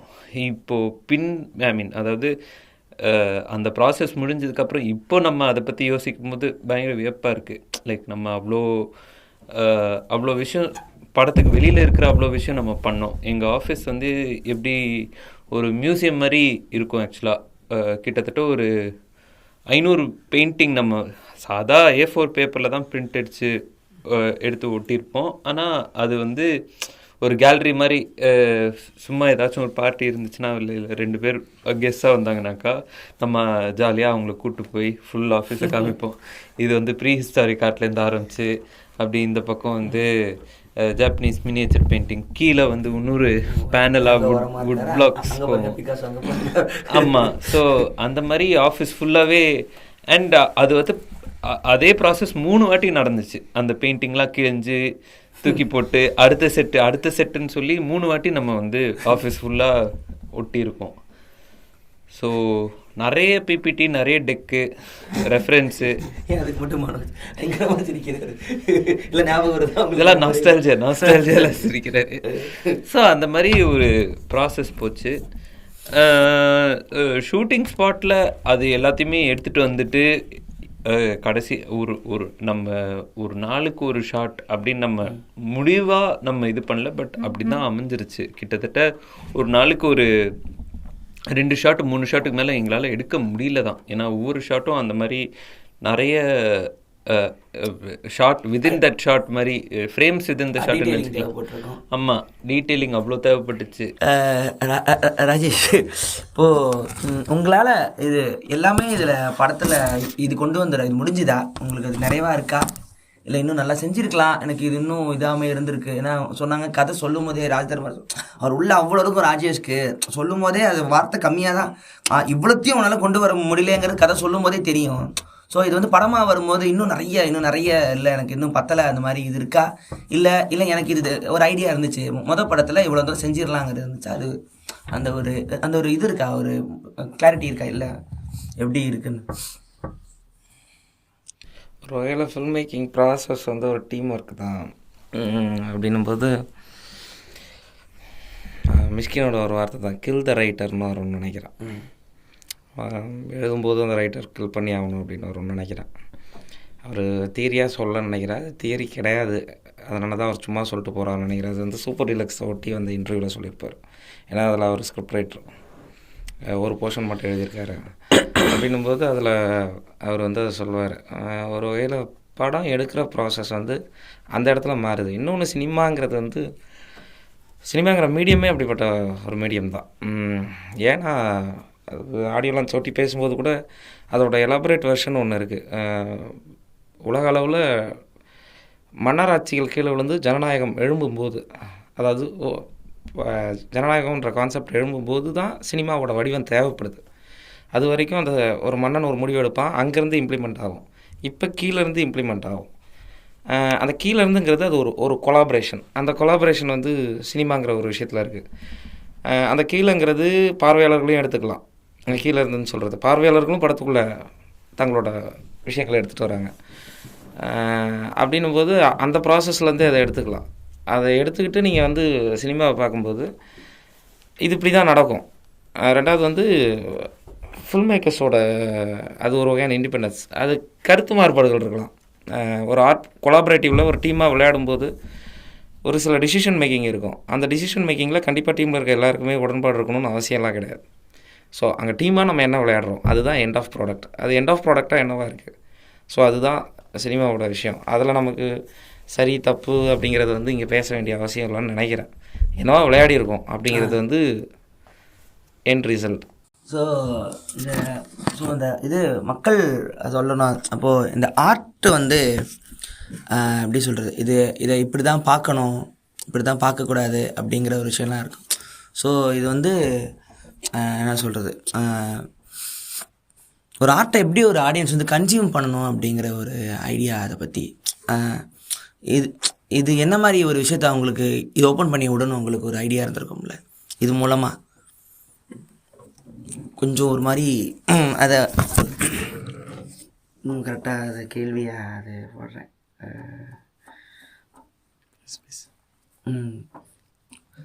அவங்களுக்கும் ஒரு இந்த பொறுப்பு இருக்குன்னு நீங்கள் நினைக்கிறீங்களா? ஏன்னா நார்மலாக நாங்கள் என்ன பண்ணுவோம், நாங்கள் காசு கொடுக்குறோம் படம் பார்க்குறோம் இருக்குல்ல. ஸோ நீங்கள் சொல்கிற மாதிரி ஆர்டிஸ்ட்டுக்கு கூட அவங்களும் இதுக்குள்ளே பங்கேற்கணும் அப்படிங்கிற வார்த்தை இருக்குல்ல. இப்போது ஒரு ஆல்ரெடி சொல்கிற மாதிரி ஒரே படத்தை 1000 பேர் பார்க்கும்போது அவங்களோட ஒரு 1000 படம் பார்க்குறாங்க. அவங்க ஒரு படம் அவங்க மனசில் ஓடுது, அது அவங்களோட படத்தை அவங்க பார்த்துக்கிறாங்க ஒரு வார்த்தை இருக்கும். ஸோ இந்த படத்தை நான் அப்படி தான் பார்க்குறேன். குதிரவாலை வந்து ஏன்னா அங்கே தான் இந்த மோனோமித்து பிரேக் ஆகும்போது இந்த படம் வந்து எல்லாருக்கும், ஏன்னா டர்கஸ் கூட இந்த படம் இது மிரர் படம் வரும்பொழுது எல்லாரும் நிறைய இது எழுதுனாங்களா, லெட்டர்லாம் எழுதுனாங்களா. ஒரே ஒரு அம்மா கிராமத்துக்கு ஒரே ஒரு பாட்டி மட்டும் நான் அழுதேன், எனக்கு வேறு எதுவும் சொல்ல தெரியல, அவ்வளோதான். நாங்கள் எனக்கு தெரிஞ்சு எனக்கு வந்து பெஸ்ட்டு லெட்டர் அவ்வளோதான் அப்படின்னாரு. ஆனால் அவங்களுக்கு அதுக்கு மேலே எழுத தெரியல, எனக்கு அவ்வளோதான் எனக்கு தேவையே, எனக்கு என் படத்தை புரிஞ்சிக்கலாம் யாரும் வேணாம், என்னன்னு சொல்ல தெரிலப்பான்னு கண்ணில் தண்ணி வந்துச்சுன்னாங்க. ஸோ இதை வந்து இது ஒரு ஆர்ட் ஒரு இந்த ட்ரைனிங்காக இருக்கணும் அந்த கன்சியூமிங்கிறது. ஏன்னா நிறைய பேர் சொல்லுவாங்க சில நாட்டில் தான் அதுக்கான ட்ரைனிங் இருக்கணும்ப்பா, உங்களுக்குலாம் இதெல்லாம் புரியாதுங்கிற ஒரு விஷயம் இருக்கும். நம்ம மாடர்ன் ஆர்ட்டே எடுத்துக்கலாம். மாடர்ன் ஆர்ட் தெரியும்னா உங்களுக்கு அதோட வரலாற்று நம்ம ஊரில் கேட்டால் என்ன ஒரு சின்ன வட்டம் 4 கோடின்றாங்கன்னு சொல்லிட்டு போயிடுவோம். ஏன்னா இந்தியன் ஆர்ட்டில் அப்ஸ்ட்ராக்ட் ஆர்ட்டுங்கிறது ரொம்ப மெதுவாக தான் வந்துச்சு. நம்மளை பொறுத்தவரைக்கும் ஆர்ட் தான் வேலை செய்யணும், அது வேலை செஞ்சால் தான் அது கலை. வேலை செய்யாமல் நீ ஒன்று உள்ள நினைக்கிறது கலையா இல்லைங்கிறது ரொம்ப வருஷமாக இருந்த ஒரு விஷயம். ஸோ இப்போ இவ்வளோ தூரம் நம்ம தாண்டி வந்திருக்கோம். ஸோ அவங்களுக்கு என்ன இந்த பொறுப்பு இருக்குது இந்த ஆர்ட்டை கன்சியூம் பண்ணுறதுக்கு? அப்படி எதுவுமே நிர்பந்தப்படுத்த முடியாதுன்னு நினைக்கிறேன். ஆனால் அவங்க வந்து சினிமான்றது இன்னொரு வகையில் ஒரு எக்ஸ்பீரியன்ஸ் ஆர்ட்டு தான். இப்போ எழுத்துனா நீங்கள் உள்ளே போய் அதுக்குள்ளே உட்காந்து அதை வாசித்து அதை அண்டர்ஸ்டாண்ட் பண்ணி அந்த மாதிரி ப்ராசஸ் இருக்குது. நீங்கள் ஒரு ஏரிக்குள்ளே போகிறீங்க அல்லது ஒரு காட்டுக்குள்ளே போகிறீங்க, அங்கேருந்து உங்களுக்கு பாசிட்டிவான அனுபவமோ நெகட்டிவான அனுபவமோ இல்லை ஏதோ ஒரு அர்த்தமோ ஏதோ ஒன்று உள்ளே போயிட்டு வர ஒரு ப்ராசஸ் இருக்கும். சினிமாவே ஒரு எக்ஸ்பீரியன்ஸ் ஆர்ட்டு தான், லைஃபுக்கு ரொம்ப நெருக்கமானது. அப்படின்னும் போது அவன் உள்ளே போயிட்டு வர்ற ஒரு விஷயன்றது வந்து அவனுக்கு ஏதோ ஒரு எக்ஸ்பீரியன்ஸை கொடுக்கும். கண்டிப்பாக சினிமாவுக்கு அவ்வளோ பொறுப்பு தேவையில்லைன்னு நினைக்கிறேன். சினிமா பார்க்குற யாருக்குமே பொறுப்பு தேவையில்லைன்னு நினைக்கிறேன். அவங்க இப்படி ப்ரிப்பேர் ஆகி வரணும், இந்த விஷயம்லாம் தெரிஞ்சுக்கணும், அந்த மாதிரி ஃபண்டமெண்டல் ஐடியாஸ் கிடையாது. இப்போது நான் சின்ன வயசில் எனக்கு ஸ்க்ரீன் ப்ரொஜெக்ட் ஆனது வந்து நான் கிறிஸ்தவ வளர்ப்புங்கிறதுனால எனக்கு கருணாமூர்த்தின்னு ஏதோ ஜீசஸ் பற்றின ஒரு படத்தை வந்து டப் பண்ணி போட்டாங்க. எங்கள் ஊரில் வந்து நாங்கள் எல்லாம் நடந்து போய் ஒரு இடத்துல உட்காந்து பார்க்குறோம். பார்த்தாக்கா இயேசுநாதர் எங்கே பிறந்தாருன்னு தெரியாது, எங்கே வளர்ந்தாருன்னு தெரியாது, எதுவும் தெரியாது. ஸோ அவரை சிலுவையில் அறையும் போது அங்கே ஒரு கூட்டமே, அது யாருமே வந்து கிறிஸ்டியன்ஸும் கிடையாது, ஒரு பெரிய ஹிந்து மக்கள் கூட்டம். அவங்க வந்து பயங்கர எமோஷனாகி அழுகுறாங்க. ஸோ அவங்களால அதை ஜீர்ணிச்சிக்கவே முடியல. அதுதான் என்னோடய முதல் சினிமா, கிட்டத்தட்ட நான் பார்த்த ஃபஸ்ட்டு சினிமா அதுதான், படம்னு சொன்னாலே. அப்போது எனக்கு என்ன தோணுச்சுன்னா, சினிமா வந்து எல்லாரோடையும் இன்ட்ராக்ட் பண்ணோம். அவர் ஜீசஸ் என்ன சொல்கிறது, ஜெருசலேம்லேயோ எஜிப்ட்லேயோ பிறக்க வேண்டிய அவசியம் இல்லை. அந்த எமோஷனாக கனெக்ட் ஆகிற ஒரு விஷயம் இருக்குது. அந்த எமோஷன் இந்த படத்துக்குள்ளே இருக்குது அப்படிங்கிற ஒரு உறுதி இருக்குது. ஸோ அது வந்து இந்த படத்தை வந்து கனெக்ட் பண்ணிக்கணும்னு நினைக்கிறேன். ஸோ சினிமா எக்ஸ்பீரியன்ஸ் ஆர்ட்டு தான். ஸோ அந்த ஃப்ராக்மெண்ட்ஸாக உங்களுக்கு ஒரு கதை கிடைக்குதா, இல்லை ஃப்ராய்டை தெரிஞ்சிருக்கணுமா, இல்லை அவங்களுக்கு பொறுப்புணர்ச்சி, அதெல்லாம் தேவையில்லை. உட்காந்திங்கன்னா உங்களுக்கு ஒரு படம் ஜாலியாக, அதில் உங்களுக்கு சில என்ன சொல்கிறது புரியல அப்படிங்கிறதுலாம் ஒன்றுமே கிடையாது. அது ஒரு எக்ஸ்பீரியன்ஸாக, எல்லா அனுபவமும் புரியணும்னு அவசியம் இல்லை. ஒரு ட்ரைவ் பண்ணுறோம் எல்லாம் புரிஞ்சுக்கிட்ட வண்டி ஓட்டுறோம் அப்படி எதுவும் கிடையாது. கோயிலுக்கு போகிறோம், கோயிலோட கான்செப்சுவல் தியரி வந்து நிறைய பப்பட்ஸ் இருக்குது மேலே, அவ்வளோ பப்பட்ஸும் யாரும் பார்த்து ரியாக்ட் பண்ணிகிட்ருக்காரு. நான் மதுரை மீனாட்சி அம்மன் கோயிலில் ஒவ்வொரு சிலையாக போய் பார்த்துட்டு போயிட்டு இருந்தேன். தம்பி நீ சாமி கும்பிட வந்தியா, சாமியை பார்க்க வந்தியா ஸோ அப்படின்னு கேட்ட ஒருத்தர் ஞாபகம் வருது. நான் பார்க்க தாங்க வந்தேன். என்ன சாமி கும்பிட வரலையா, இங்கே வந்தால் கும்பிடணும்பா அப்படின்னாரு. இல்லை சாமி சிலையை பார்க்க வந்தேன். என்ன சிலையா அப்படின்னாரு. ஸோ நான் அதை பார்க்க தான் வந்தேன் அப்படின்னு சொன்னேன். அந்த மாதிரி ஒருத்தன் சாமியை கும்பிட வரலாம், ஒருத்தன் சாமியை பார்க்கவும் வரலாம். அந்த மாதிரி ஒரு படத்தை வந்து இது எதுவுமே புரியணும் அப்படின்னு அவசியம் இல்லை. உங்களுக்கு தேவையான இன்டர்பிரேஷன் இந்த படத்துக்குள்ளே இருக்குது அப்படின்னு நம்புகிறேன். அது வந்து மக்கள் பார்க்கலாம். அந்த ப்ராசஸ் வந்து ஜாலியாக இருக்கும். இது ஒரு எக்ஸ்பீரியன்ஸ் ஆர்ட்டு தான். ஸோ அப்புறம் துரதிருஷ்டவசமாக இந்தியாவில் வந்து, அதாவது தமிழ்நாடு மாதிரிப்பட்ட ஒரு ஊரில் வந்து சினிமா ஒரு பிரதான தேவையை ஒட்டின ஒரு விஷயம். அதில் வந்து நாங்கள் எவ்வளோ பொறுப்போடு இயங்குறோம், எந்த பொறுப்போடு இயங்குறோம், ஆடியன்ஸை நாங்கள் வந்து சீட் பண்ணுறோமா. ஸோ அப்படிங்கிறதுல நாங்கள் சீட் பண்ணல, ஒரு விஷயத்தை எடுத்துகிட்டு வந்து வைக்கிறோம். இது ஒரு வகையான ப்ரிசெப்ஷனை உருவாக்குது. அந்த ப்ரிசெப்ஷன் எந்த மாதிரி இருக்கலாம், போருங்கிறது கொலை விளையாட்டு மைதானம் அப்படின்னு இன்டர்பிரேட் பண்ணிக்கலாம். அழுகிறது கண்ணீருங்கிறது நரம்பின் யுக்தி அப்படின்னு வச்சுக்கலாம். ஸோ அந்த வகையான ஒரு இன்டர்பிரேஷனை உருவாக்க முயற்சி பண்ணுறோம். இது ஒரு வகையான ப்ரிசெப்ஷன். அந்த ப்ரிசீவிங் தாட் உங்களுக்கு வர்றதுக்கு வாய்ப்பு இருக்குது. அது ஏதோ ஒரு வகையில் ஒரு ஓப்பனிங்காக மெயின் ஸ்ட்ரீம் மீடியமில் இருக்கும், ரொம்ப மெயின் ஸ்ட்ரீம் மீடியமில் அந்த அப்ரோச் இருக்கும் அப்படின்னு நம்புகிறோம். அதுதான் இதோட விஷயம். கேள்விகள்லாம் கொஞ்சம் பழசாகவும் ஆக ஆரம்பிச்சிருச்சு. லைக் இதில் வந்து மக்களுக்கு என்ன பொறுப்பு இருக்குது, அதாவது ஆர்ட்னா அது வந்து அஃப்கோர்ஸ் இந்த படத்தை பார்த்துட்டு ஒரு ரீதியாக எலிட்டிஸ்டாக அந்த மாதிரி இல்லை ட்ரிப்பியான ஒரு படமா அந்த வார்த்தை சொல்லிடுவாங்க, ஈஸியாக சொல்லிடுவாங்க. ஸோ ஐதர்வைஸ் இது வந்து மோஸ்ட்டாக பார்க்குறவங்களோட அந்த பொசிஷனை எடுக்கிறவங்களோட நாங்கள் இது பண்ணலாம். எங்களுக்கு ஓகே ஒரு விஷயம் வந்து இந்த ராஜேஷ் சொல்லி இந்த மாதிரி புரிதலும் அதுதான் நம்ம மெயின் ஸ்ட்ரீமாக மாஸ் மீடியமும் மாஸ் ஆர்ட் அந்த ஜோனில் இருக்கிறதெல்லாம் வந்து இப்போ தான் வந்து இந்த சோஷியல் ரியலிசம் அந்த பக்காவான ஒரு அண்டர்ஸ்டாண்டிங் புரிதல் அண்ட் அந்த ஒரு சிம்பிளாக இருக்கிற ஃபார்மில் இருக்கணும் அப்படின்றது. ஒன் லைனில் கதை சொல்கிறது, எலிவேட்டரில் கதை சொல்கிறது, இந்த படத்தை பற்றி ஓவராலாக ஹெட்லைனாகவும் ஒரு சிங்கிள் லைன்லேயோ ஒரு உனக்கு புரிஞ்சுக்கிற அளவுக்கு இருக்கணுன்ற எக்ஸ்பெக்டேஷனை மக்கள் மேலே ஃபஸ்ட்டு போட்டுட்டு இப்போ வந்து இதை அவங்க பார்ப்பாங்களா அப்படின்ற ஒரு ஸோ ரெண்டுமே கட்டமைப்பு தான். ஏன்னா எதுவும் அங்கே இல்லைன்றது தான். ராஜேஷ் சொல்ற மாதிரி ஒரு கோயிலில் அத்தனை விஷயம் இருக்குது, அங்கே போயிட்டு அவங்களுக்கு வேண்டியதை பண்ணிட்டு வர்றது இல்லையா. ஸோ எக்ஸ்ட்ரீம்லி காம்ப்ளெக்ஸான ஆர்ட்டு ட்ரெடிஷ்னலாகவே மனுஷனுக்கு ரொம்ப யூஸ்டு தான். ரொம்ப காம்ப்ளிகேட்டடான எல்லா விஷயங்களும் ஆர்ட் வழியாக தான் என்றைக்குமே ஒரு ஃப்ரிஞ்சஸில் இருந்திருக்கு, ஒரு ரெபலியனும் இருந்திருக்கு, எக்ஸ்பிரஷனும் வந்திருக்கு. ஸோ வாழ்க்கையோட ரொம்ப டைப் பண்ணியான ஒரு விஷயந்தான். இந்த புதுசாக இந்த கட்டமைப்புகள் வந்து இந்த குளோபல் அட்வான்ஸ்டான ஒரு கேபிட்டலிஸ்ட் எக்கானமிஸ் வந்து மோஸ்ட்டாக உலகம் கையாண்டுருக்கிறதுனால அதில் வந்து இந்த மாதிரி ரெடியூஸ்டு ஃபார்ம்ஸில் நம்ம மக்களை யோசிக்க விடாமல் அவங்கள டம் டவுன் பண்ணுற ஒரு நிலைமை தான் ஏற்பட்டிருக்கு. அதாவது கிரியேட்டர்ஸாகவும் சரி, இந்த படத்தை பார்த்துட்டு ஒருத்தவங்க வந்து எங்களுக்கு ஓகேங்க மக்கள் பார்ப்பாங்களா எங்களுக்கு தெரியாதுன்றவங்கள பார்த்து கண்டிப்பாக வந்து எங்களுக்கு வந்து இதில் யார் எலிட்டிஸ்ட்டு மக்கள்கிட்ட இந்த படத்தை எடுத்துகிட்டு போகிற நாங்களா எங்களுக்கு ஓகேங்க அவங்க பார்க்க மாட்டாங்க, இதில் யார் மக்கள்னு எனக்கு தெரியல. ஸோ மோஸ்ட் ஃபண்டமெண்டலாக ஆர்டிஸ்டையும் பெடஸ்டலில் ஏற்றலை, ஆர்ட்டையும் பெடஸ்டலில் ஏற்றலை, ரொம்ப எங்களுக்குள்ளே இருக்கிற மக்களுக்காக தான் படம் பண்ணிருக்கோம். இந்த மக்கள் யார் எங்களால் தேடிலாம் கண்டுபிடிக்க முடியாது, எல்லாருமே எங்களுக்குள்ளே இருக்கிற மக்களை தானே தேடுறோம். இப்போது இதில் வந்து மியூசிக்குன்னு வரும்போது அது வேற ஒரு உலகம், இது எல்லாத்தையும் தாண்டி தனியாக. ஸோ இதுக்கு என்ன மாதிரி ஒரு இது வச்சுருந்தீங்க? அது என்ன, அதாவது இந்த பாட்டு கேட்டு மியூசிக் கேட்டு வாங்குறதுங்கிறதே ஒரு தனி ஒரு இந்த நம்ம இதுக்குள்ளேயே வராது. ஸோ அது எப்படி இருந்துச்சு இந்த படத்துக்கு பாட்டு எழுதுறது, மியூசிக்குங்கிற தனி வேர்ல்டுக்குள்ளே இந்த கதை போகும்போது என்னவா மாறிச்சு? இல்லை ஒன்று வந்து ஐ திங்க் ராஜேஷ் வந்து கதையில் ஆக்சுவலாக நிறைய மியூசிக் எழுதியிருந்தார். மியூசிக் அண்ட் அந்த சவுண்டு நடக்கிற அந்த ப்ரொட்டாகனிஸ்ட் என்ன விஷயம்னா, மியூசிக் வந்து ஆக்சுவலி எனக்கு பாட்டு வைக்கிறது ரொம்ப பிடிக்கும். ஆனால் எனக்கு பாட்டு என்னவா வைக்கிறோம் அப்படிங்கிறதுல ஒரு இது இருந்துச்சு. அப்போது நாங்கள் ரொம்ப சின்ன பட்ஜெட்டில் இந்த படம் எடுக்கிறதா இருந்துச்சு. அநேகமாக 60 or 70 lakhs தான் இருக்கும் நாங்கள் ஃபஸ்ட்டு போட்ட பட்ஜெட்டு. அதுக்குள்ளே இந்த படத்தை எழுதிடணும், அதிலே ஃபஸ்ட் காப்பியே எடுத்துடணும் அப்படிங்கிற இது ஒன்று இருந்துச்சு. ஸோ அதனால் என்ன பண்ணோன்னா, எழுதிட்டு இருக்கும்போது ஓகே மியூசிக் டைரக்டர் யாரையாவது ஒரு ஆள் ஜாஸ்தி தெரிஞ்சாலும் எனக்கு இன்ட்ரடியூஸ் பண்ணுங்கள், நான் கொஞ்சம் பேசணும் அப்படின்னு சொன்னேன். ஏன்னா இதெல்லாம் நம்ம கொண்டு வர முடியுமா அப்படின்லாம் பேசும்போது அப்படிலாம் யாரும் கிடைக்க மாட்டாங்க ராஜேஷ். நான் அப்போலேருந்தே அவர் சொல்ல ஆரம்பிச்சிட்டார் மனோஜனை பொறுத்தவரை. எனக்கு வந்து ஓகே இப்போ நான் யாரோட தான் பேசுகிறது அப்படின்னு சொல்லிட்டு, ஓகே எனக்கு எவனும் வேணாம், எனக்கு இருக்கிற நான் ரசித்த அந்த ஆர்டிஸ்ட், அதான் மியூசிக்கில் நான் யாரெல்லாம் ரசித்தேனோ அவங்க எல்லாத்தையும் நான் உள்ளே கொண்டு வந்துடுறேன். ஸோ அது ஒரு மியூசிக்காக இருந்துட்டு போகட்டும் அப்படிங்கிறத தான் நான் இது பண்ணி விட்டுட்டேன். அப்போ என்ன ஆச்சுன்னா, நிறைய பேர் எழுதியிருந்தேன், வால்டிலேருந்து, ஸோ ஹைடின்லேருந்து, மொசாட்லேருந்து, இந்த பக்கம் சோப்பின்லேருந்து எல்லாரையுமே எழுதியிருந்தேன். ஸோ அதுக்கப்புறம் தான் தெரிஞ்சிச்சு லைசன்ஸ் பண்ணுறதுக்கு அதை விட காசு. ஓகேவா, ஆக்சுவலி அதுக்கப்புறம் தெரிஞ்சிச்சுன்றாரு, எனக்கு தெரியாது, அதுவும் உண்மை. ஸோ தெரியாது. அப்படி எல்லாத்தையுமே எடுத்துக்கிட்டு அது எல்லாத்தையும் உள்ளே இன்டர்பிரேட் பண்ணி ஸோ நம்ம ஸ்கிரிப்ட்குள்ளே பண்ணிடலாம் அப்படின்னு சொல்லிட்டு நான் வந்து அப்படி தான் மைண்டில் போச்சு. அப்போது நான் ஒன்றும் பயங்கர கிளாசிக் மியூசிக்லாம் ரொம்ப பிடிக்கிற பயங்கர இதெல்லாம் இல்லை. எனக்கு இப்போவும் இந்த பக்கம் ஒரு மொசாட்டோட என்னோடய ஃபேவரட் ரிக்யூம் பீஸ் போயிட்டு இருந்துச்சுன்னா, இந்த பக்கம் நன்றி சொல்ல உனக்கு பாட்டு போயிட்டு இருந்துச்சுன்னா, இந்த பாட்டை ஆஃப் பண்ணிட்டு அந்த பாட்டை கேட்க ஆரம்பிச்சிடுவேன்.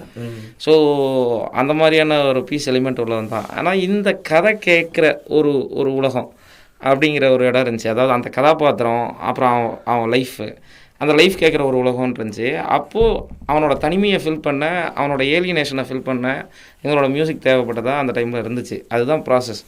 அதுக்கப்புறம் படத்தை கொண்டு வரும்போது எங்களுக்கு சில சாய்ஸ் இருந்துச்சு. அப்போ என்னென்னா, கொஞ்சம் வான்காவோட போர்ஷன்ஸ் ஒரு மாதிரி இருந்துச்சு, அதெல்லாம் பாட்டாக்கி விட்டுடலாமா அப்படிங்கிற டிஸ்கஷன் நடந்துச்சு. இன்னொரு பக்கம் எரிக் சட்டையோட ஒரு மியூசிக்கை பயன்படுத்தலாம், once upon a time in பாரிஸ்ன்னு நினைக்கிறேன், அந்த பீஸை பயன்படுத்தலாம். அதுக்கப்புறம் இந்த பக்கம் மினிமலிஸ்ட் மியூசிக்கு பாட்டிலே கூட இது வந்துருச்சுல, இவரு ஷூபேவோட ஒரு பாட்டு. ஸோ அதுக்கப்புறம் விவால்டியும் படத்தில் நிறைய இடத்துல வந்துருக்கும், சம்மர்னு நினைக்கிறேன். ஆமாம், ஜான் கேஜோட மியூசிக்ஸை பயன்படுத்தலாம். இன்னொரு பக்கம் பியர் பவுலேயோட மியூசிக்ஸை பயன்படுத்தலாம். அதுக்கப்புறம் இன்னும் அதோட ஃப்ளூயண்ட்டில் இந்த மாதிரி விஷயங்கள்லாம் எடுத்துகிட்டு வரலாம் அப்படிங்கிறதெல்லாம் அதுக்கப்புறம் பேசணும். அதுக்கப்புறம் படமாக மாறும்போது அதோட ப்ராசஸ் வந்து ஓகே, அது சொன்ன பட்ஜெட்டில் நடக்காது. இப்போ இவங்க சொன்ன சில சட்ட சிக்கல்கள் அது எல்லாமே சேரும்போது வந்து இந்த படத்தில் பாட்டு வந்துருச்சு ஆட்டோமேட்டிக்காக. ஸோ அப்படியா வந்து சேர்ந்துருச்சு. மீதியை வந்து அந்த ப்ராசஸில் இருந்தவங்க பேசுகிறதா சரியாக இருக்கும். ஸோ 2 பேர் ஆக்சுவலாக மியூசிக் ஸ்கோர் பண்ணாங்க. ஒருத்தர் வந்து மார்டின் விசியர்னு சொல்லிட்டு, ஸோ எங்கள் எல்லாருக்கும் ஒரு குருஜி மாதிரி. அவர் வந்து ஒரு Dutch musician based in Chennai. அவர் வந்து ரொம்ப அவர் வந்து அவரோட மியூசிக் எங்களுக்கு ரொம்ப அஃபெக்ட் பண்ணுச்சு. இந்த படத்தோட ரொம்ப க்ளோஸாக இருக்குன்றது அவர் ப்ரீவியஸ் போட்டிருந்த காம்போசிஷன்ஸும் நான் லைவாகவும் கேட்டிருக்கோம். ஸோ அந்த டைமில் வந்து அவர் ஆக்சசபிளாக இருந்தார். ஸோ அவர் வந்து ஒரு ஸ்கோர் ஃபுல்லாக அவர் எப்படின்னா ஒரு குட்டி ரூமில் உட்காந்து அவரே வந்து எல்லாத்தையும் பண்ணிடுவார். எல்லா இன்ஸ்ட்ருமெண்ட்டும் எல்லாமே போட்டு ஒரு இத்தினோண்டு பழைய லேப்டாப் ஒன்று இருக்கும் குட்டி, அதில் எல்லாம் ஒரு மைக்கை கனெக்ட் பண்ணி எல்லாம் அவரே. இப்போ வீட்டுக்கு போய் பார்த்தா வீட்டில் ஃபுல்லாக கிராஃபாக இருக்கும், என்னென்னமோ வரைஞ்சி. சில இன்ஸ்ட்ருமெண்ட்ஸ்லாம் இந்த சின்ன பசங்க 50 ரூபாய்க்கு ஒரு இது வாங்குவாங்கல்ல கீபோர்டு, அந்த மாதிரி ஒரு இன்ஸ்ட்ருமெண்ட்லாம் இருக்கும். அதை வச்சு தான் நம்ம படத்தை போட்ட மாதிரியும்.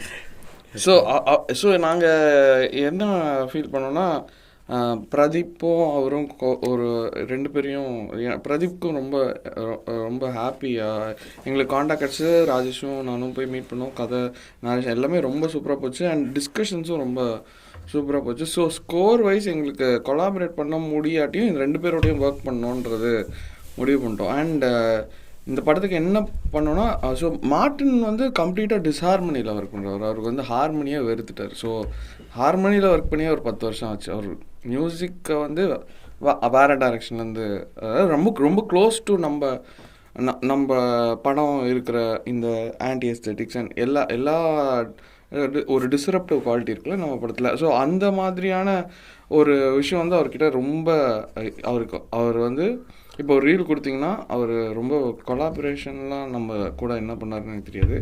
அந்த ரீலை வந்து ஒரு 200 தடவை பார்த்துருப்பார். அப்படியே பண்ணிட்டே இருப்பார், இன்ச் பை இன்ச். ஸோ அவர் வந்து ஆல்மோஸ்ட் ஒரு கம்ப்ளீட் அந்த அவர் கொடுக்குற அந்த ஸ்கோரில் வந்து சவுண்டுனா என்ன, மியூசிக்னா என்னன்னு நம்மளுக்கு டிஃப்ரெண்ட் சவுண்ட் டிசைன் கூட தேவைப்படாது. இன்ஃபேக்ட் ரூபன் வந்து எக்ஸ்ட்ராடினரியான ஒரு ஒர்க் என்ன பண்ணார்னா, ரூபன் வந்து எக்ஸாக்ட் ஆப்போசிட். அவர் வந்து சவுண்டை வந்து மியூசிக்காக ட்ரீட் பண்ணுறாரு. அவர் வந்து என்ன பண்ணுவார், மியூசிக்கோட ஜோனுக்குள்ளே போயிட்டே இருப்பார். ஏன்னா ஒரு ட்ரெடிஷ்னல் இந்த மாதிரி இண்டஸ்ட்ரி படங்களில் வந்து சவுண்ட் டிசைன் வந்து தொலைஞ்சு போயிட்டே இருக்கும். ஸ்கோர் கடியில் எவ்வளோ வேலை செஞ்சிருந்தாலும் கடைசியாக வந்து மியூசிக் மிக்ஸை வந்து அதிகமாக இருக்கும். இது கம்மியாகிடும். இது அவர் கையாலே அவரை பண்ண வைப்பாங்க. இது வந்து சவுண்ட் டிசைனர்ஸ்க்கு கிடச்சிருக்க, சவுண்ட் எடிட்டர்ஸ் கிடச்சிருக்க, நம்ம இண்டஸ்ட்ரி கொடுத்துருக்க ஸ்பெஷல் ரெக்கக்னிஷன். ஸோ அந்த மாதிரி ஒரு இடத்துல வந்து இப்போ ரூபன் வந்து அவர் தனியாக வந்து ஒரு 5 months இதுக்கு சவுண்ட் டிசைன் பண்ணால், அவரோட ஜோனே வந்து இப்போ ராஜேஷ் வந்து ஸ்கிரிப்டில் எழுதியிருக்கிறதெல்லாம் டீப்பாக உட்காந்து கேட்டுட்டு விவால்டியோட 4 seasons எடுத்து கேட்டு அதுக்கு யாராவது ஒரு கட்டுரை இருந்தாங்களோ அதை எடுத்து படித்து இது எந்த மனநிலைக்கு இதை சூட் பண்ணால் ஒரு ட்ரிப்பு போய் அவர் சவுண்ட் டிசைனுக்குள்ளே கம்ப்ளீட்டாக மியூசிக்கு இதோட சேர்ந்து ஒர்க் பண்ணுவார். ஸோ இது ரெண்டும் நடந்து நாங்கள் வந்து என்ன யோசிச்சோன்னா, இந்த படத்துக்கு வந்து 2 மிக்ஸ் பண்ணலாம், 2 வெர்ஷன் ஆஃப் த படம் பண்ணலாம்.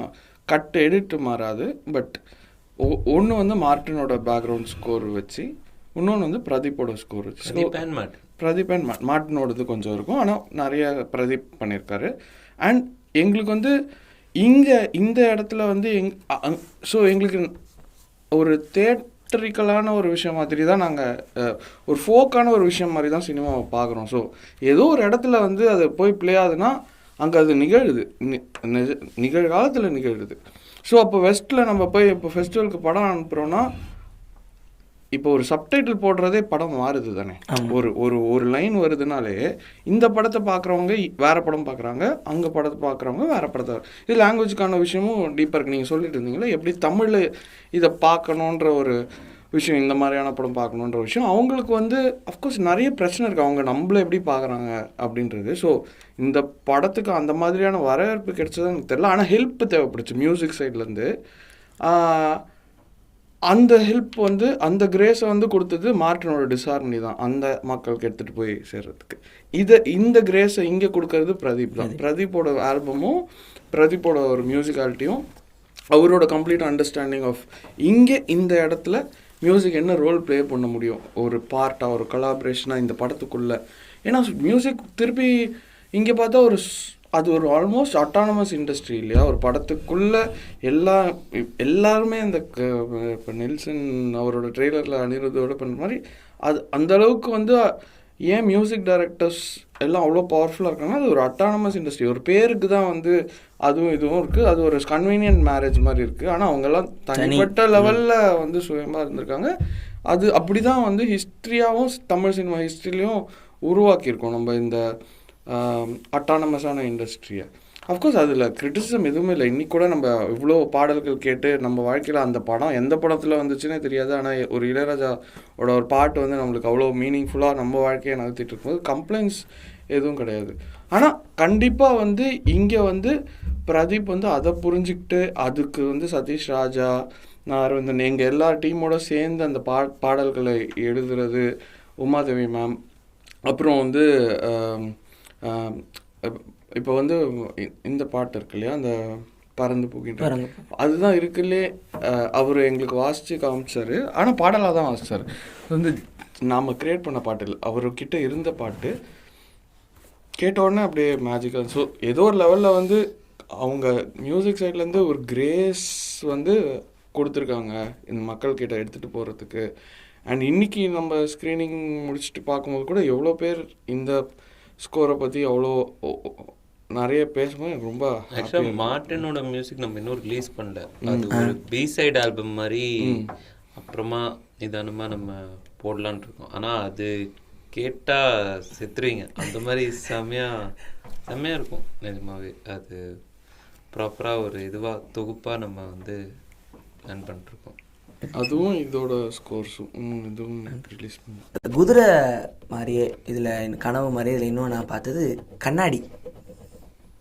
நான் பார்த்தேன் லிரிக் வீடியோலையோ இல்லை போஸ்டர்லேயோ படத்துலையோ கண்ணாடி வந்து அது அது என்ன சொல்லுது ராஜேஷ்க்கு? கண்ணாடி வந்து ஒரு மனுஷன் முதல்ல தன்னை பார்க்க முடியும் அப்படிங்கிறது வந்து என்ன கேட்டால் தண்ணி தான் ஃபஸ்ட்டு. கண்ணாடி கண்டுபிடிக்கிறதுக்கு முன்னாடி தண்ணி. ஸோ தண்ணி தான். தண்ணி வற்ற ஆரம்பித்த பிறகு அல்லது நல்ல தண்ணி மனுஷன் பக்கத்தில் போக முடியாது, அப்போ தான் வந்து கண்ணாடி வந்துச்சுன்னு நினைக்கிறேன். அந்த கண்ணாடியோட எவல்யூஷன் அப்படி தான் இருக்க முடியும்னு நினைக்கிறேன். அது கண்ணாடி ரொம்ப முக்கியமான ஒன்று.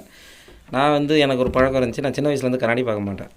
இப்போ கொஞ்சம் வெயிட் போட்டேன், இவங்களுக்கு தெரியும் 2018 எப்படி இருந்தேன்னா. ஸோ அந்த வெயிட்டில் வந்து எனக்கு கண்ணாடி பார்க்க பிடிக்காது. எனக்கு கண்ணாடி பார்த்தா என்னை பார்க்க சகிக்காது, எனக்கு என்ன பிடிக்காது. ஒரு 3-4 வயசுலேருந்து கண்ணாடி எனக்கு பிடிக்காது. ஸோ அப்புறம் கண்ணாடி பார்க்கும்போது எனக்கு என்ன உணர்ச்சி கொடுக்குன்னா, நான் வெளியே போயிட்ட பிறகு கண்ணாடிக்குள்ளே நான் நிற்கிறேன் அப்படிங்கிற ஒரு பிரச்சனை இருக்கும். ஸோ திரும்ப போய் நான் கண்ணாடியை திரும்ப பார்க்க வேண்டிய ஒரு இருக்கணா அப்படின்னு சொல்லிட்டு. இது வந்து தண்ணியோடய எனக்கு இருந்துச்சு. நான் கண்ணாடியை பார்க்க தவிர்த்தாலும் நான் வளர்ந்த பகுதிகளில் தண்ணி ரொம்ப அதிகம். தண்ணி பார்த்துக்கிட்டே இருக்க வேண்டிய ஒரு பிரச்சனை இருந்துக்கிட்டே இருந்துச்சு. அந்த தண்ணி பார்க்குறது கண்டிப்பாக எனக்கு பிரச்சனை தான். அந்த தண்ணியில் இருக்க ரிஃப்ளெக்ஷனை பார்க்குறது பயங்கர பிரச்சனை.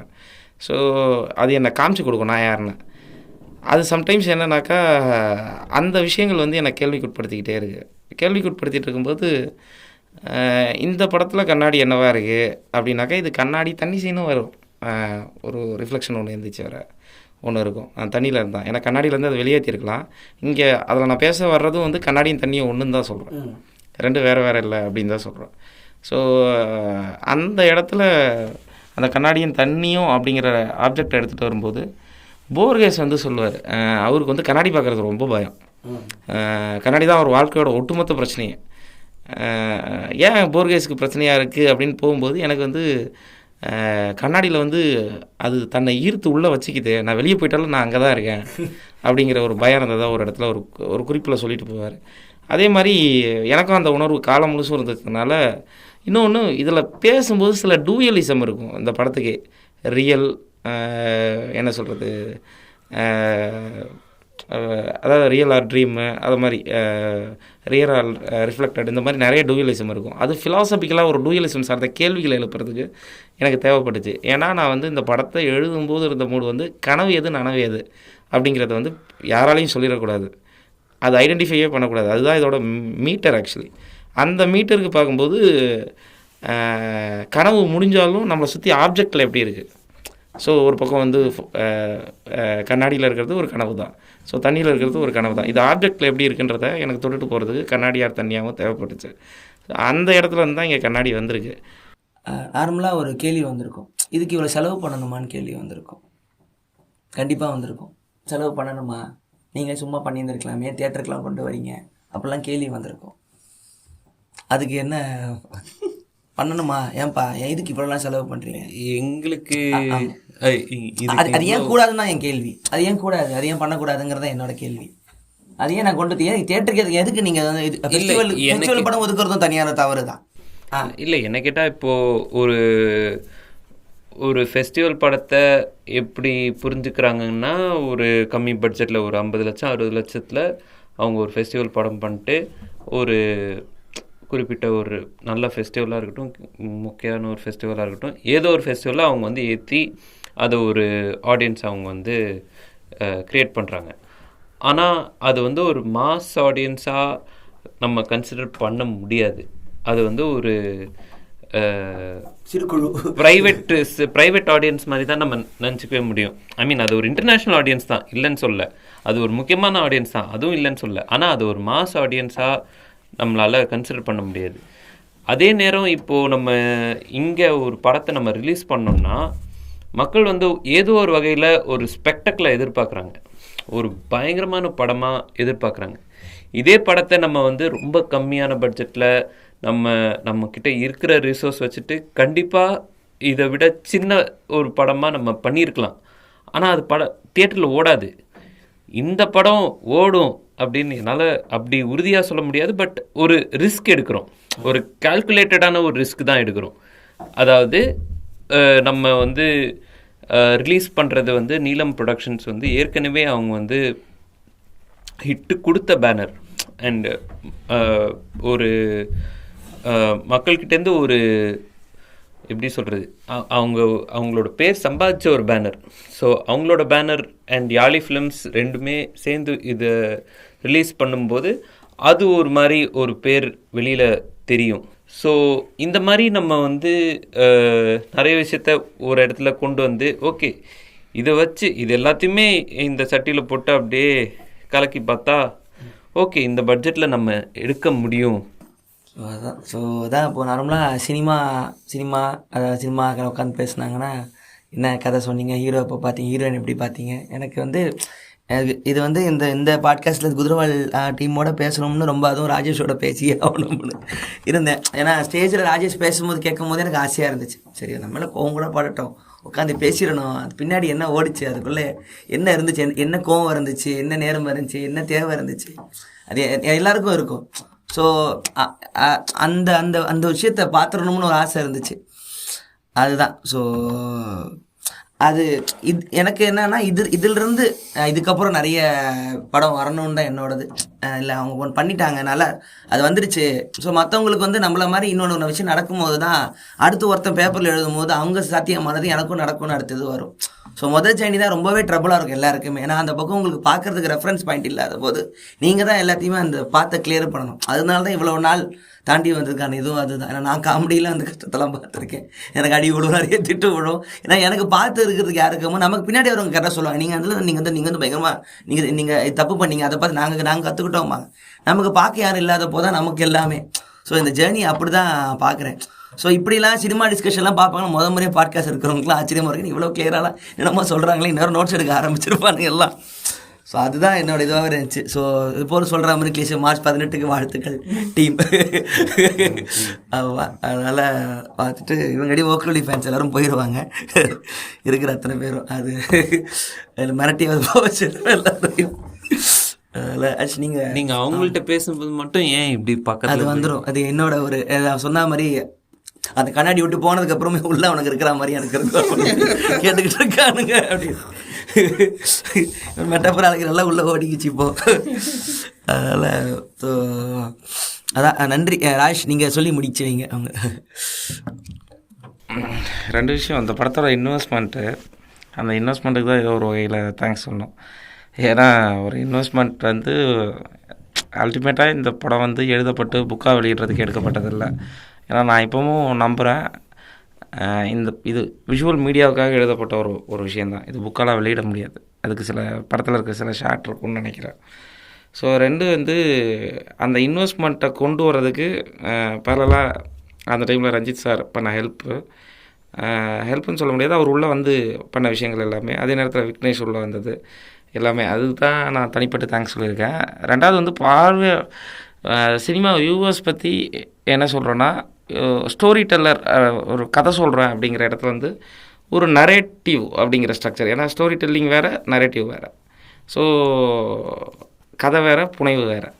ஸோ இது வந்து நான் ஒரு புனைவை பார்க்க ரெடியாகிறேன் அப்படிங்கிற ஒரு மைண்ட் செட்டோடு வர்றது வந்து ஒரு வகையில் சரியாக இருக்கும்னு நினைக்கிறேன். அது ஏன் சொல்ல வரேன்னா, அந்த இன்டர்பிரேஷன் வந்து ரொம்ப முக்கியமான தேவையாக இருக்குது. வந்தீங்கன்னா ஏதோ ஒரு சுவாரஸ்யமான ஒரு அனுபவம் இருக்கும், படம் பிடிக்கும் அப்படின்னு நம்புகிறோம். விஜய் ராஜ் ப்ரோக்கு தேங்க்யூ. ஆக்சுவலாக படம் வந்து ஒரு 1.5 வருஷத்துக்கு முன்னாடி உங்களுக்கு காமிக்க பிளான் பண்ணோம். அப்புறம் ஃபைனலாக இப்போ காமிச்சோம். ஆனாலும் இன்னும் ஒரு பிக் ஸ்க்ரீனில் காமிக்கல. பட் ரொம்ப ஸ்பெஷலாக இருக்குது. நீங்கள் எங்களுக்கு பண்ணுற விஷயங்கள் எங்களுக்கு ரொம்ப ஹாப்பி. அன்எக்ஸ்பெக்டட்லி இவ்வளோ பெரிய ஒரு சப்போர்ட் சிஸ்டமாக. சும்மா நான் என் படத்தை இன்னும் காட்டலை. அது தனியாக நான் தனி பாட்காஸ்ட் தமிழ்நாடே போனேன். படம் வந்து நான் நேராக குதிரையை காட்டிட்டேன். நான் அழகிரிலாம் போகிறேன், நேராக குதிரையே வரும் மூடா. அதான் என் பிரச்சனை. சீரியஸாக போனதில் எண்டிங்கில் காமெடியோட முடிச்சேன். அதில் எனக்கும் இவங்களோட ஜேர்னி அதிகம். ஆரம்பத்துலேருந்தே பார்த்துக்கிட்டு இருக்கேன் இவங்களோடது. நானும் ரிலீஸ் டேட் சொல்லுவேன், அவங்க ரிலீஸ் டேட் சொல்லுவாங்க. சில இந்த குதிரை வந்துருச்சு ரேஸில்.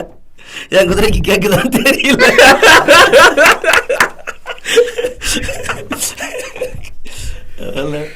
நன்றி, ரொம்ப நன்றி, ரொம்ப தேங்க்ஸ் எல்லாருக்கும் நன்றி. இது விஜய் வரதராஜன் ஓக்கலொலி. விஜய் வரதராஜ் ஓக்கலொலி ஓக்கலொலி ஓக்கலொலி. அனைவருக்கும் வணக்கம். நீங்கள் கேட்டுக்கொண்டிருப்பது உங்கள் விஜய் வரதராஜன் वकलोली। आप है तमिल पीपल का लिसनिंग है विजय वरदराज वकलोली का पॉडकास्ट ये कहना है।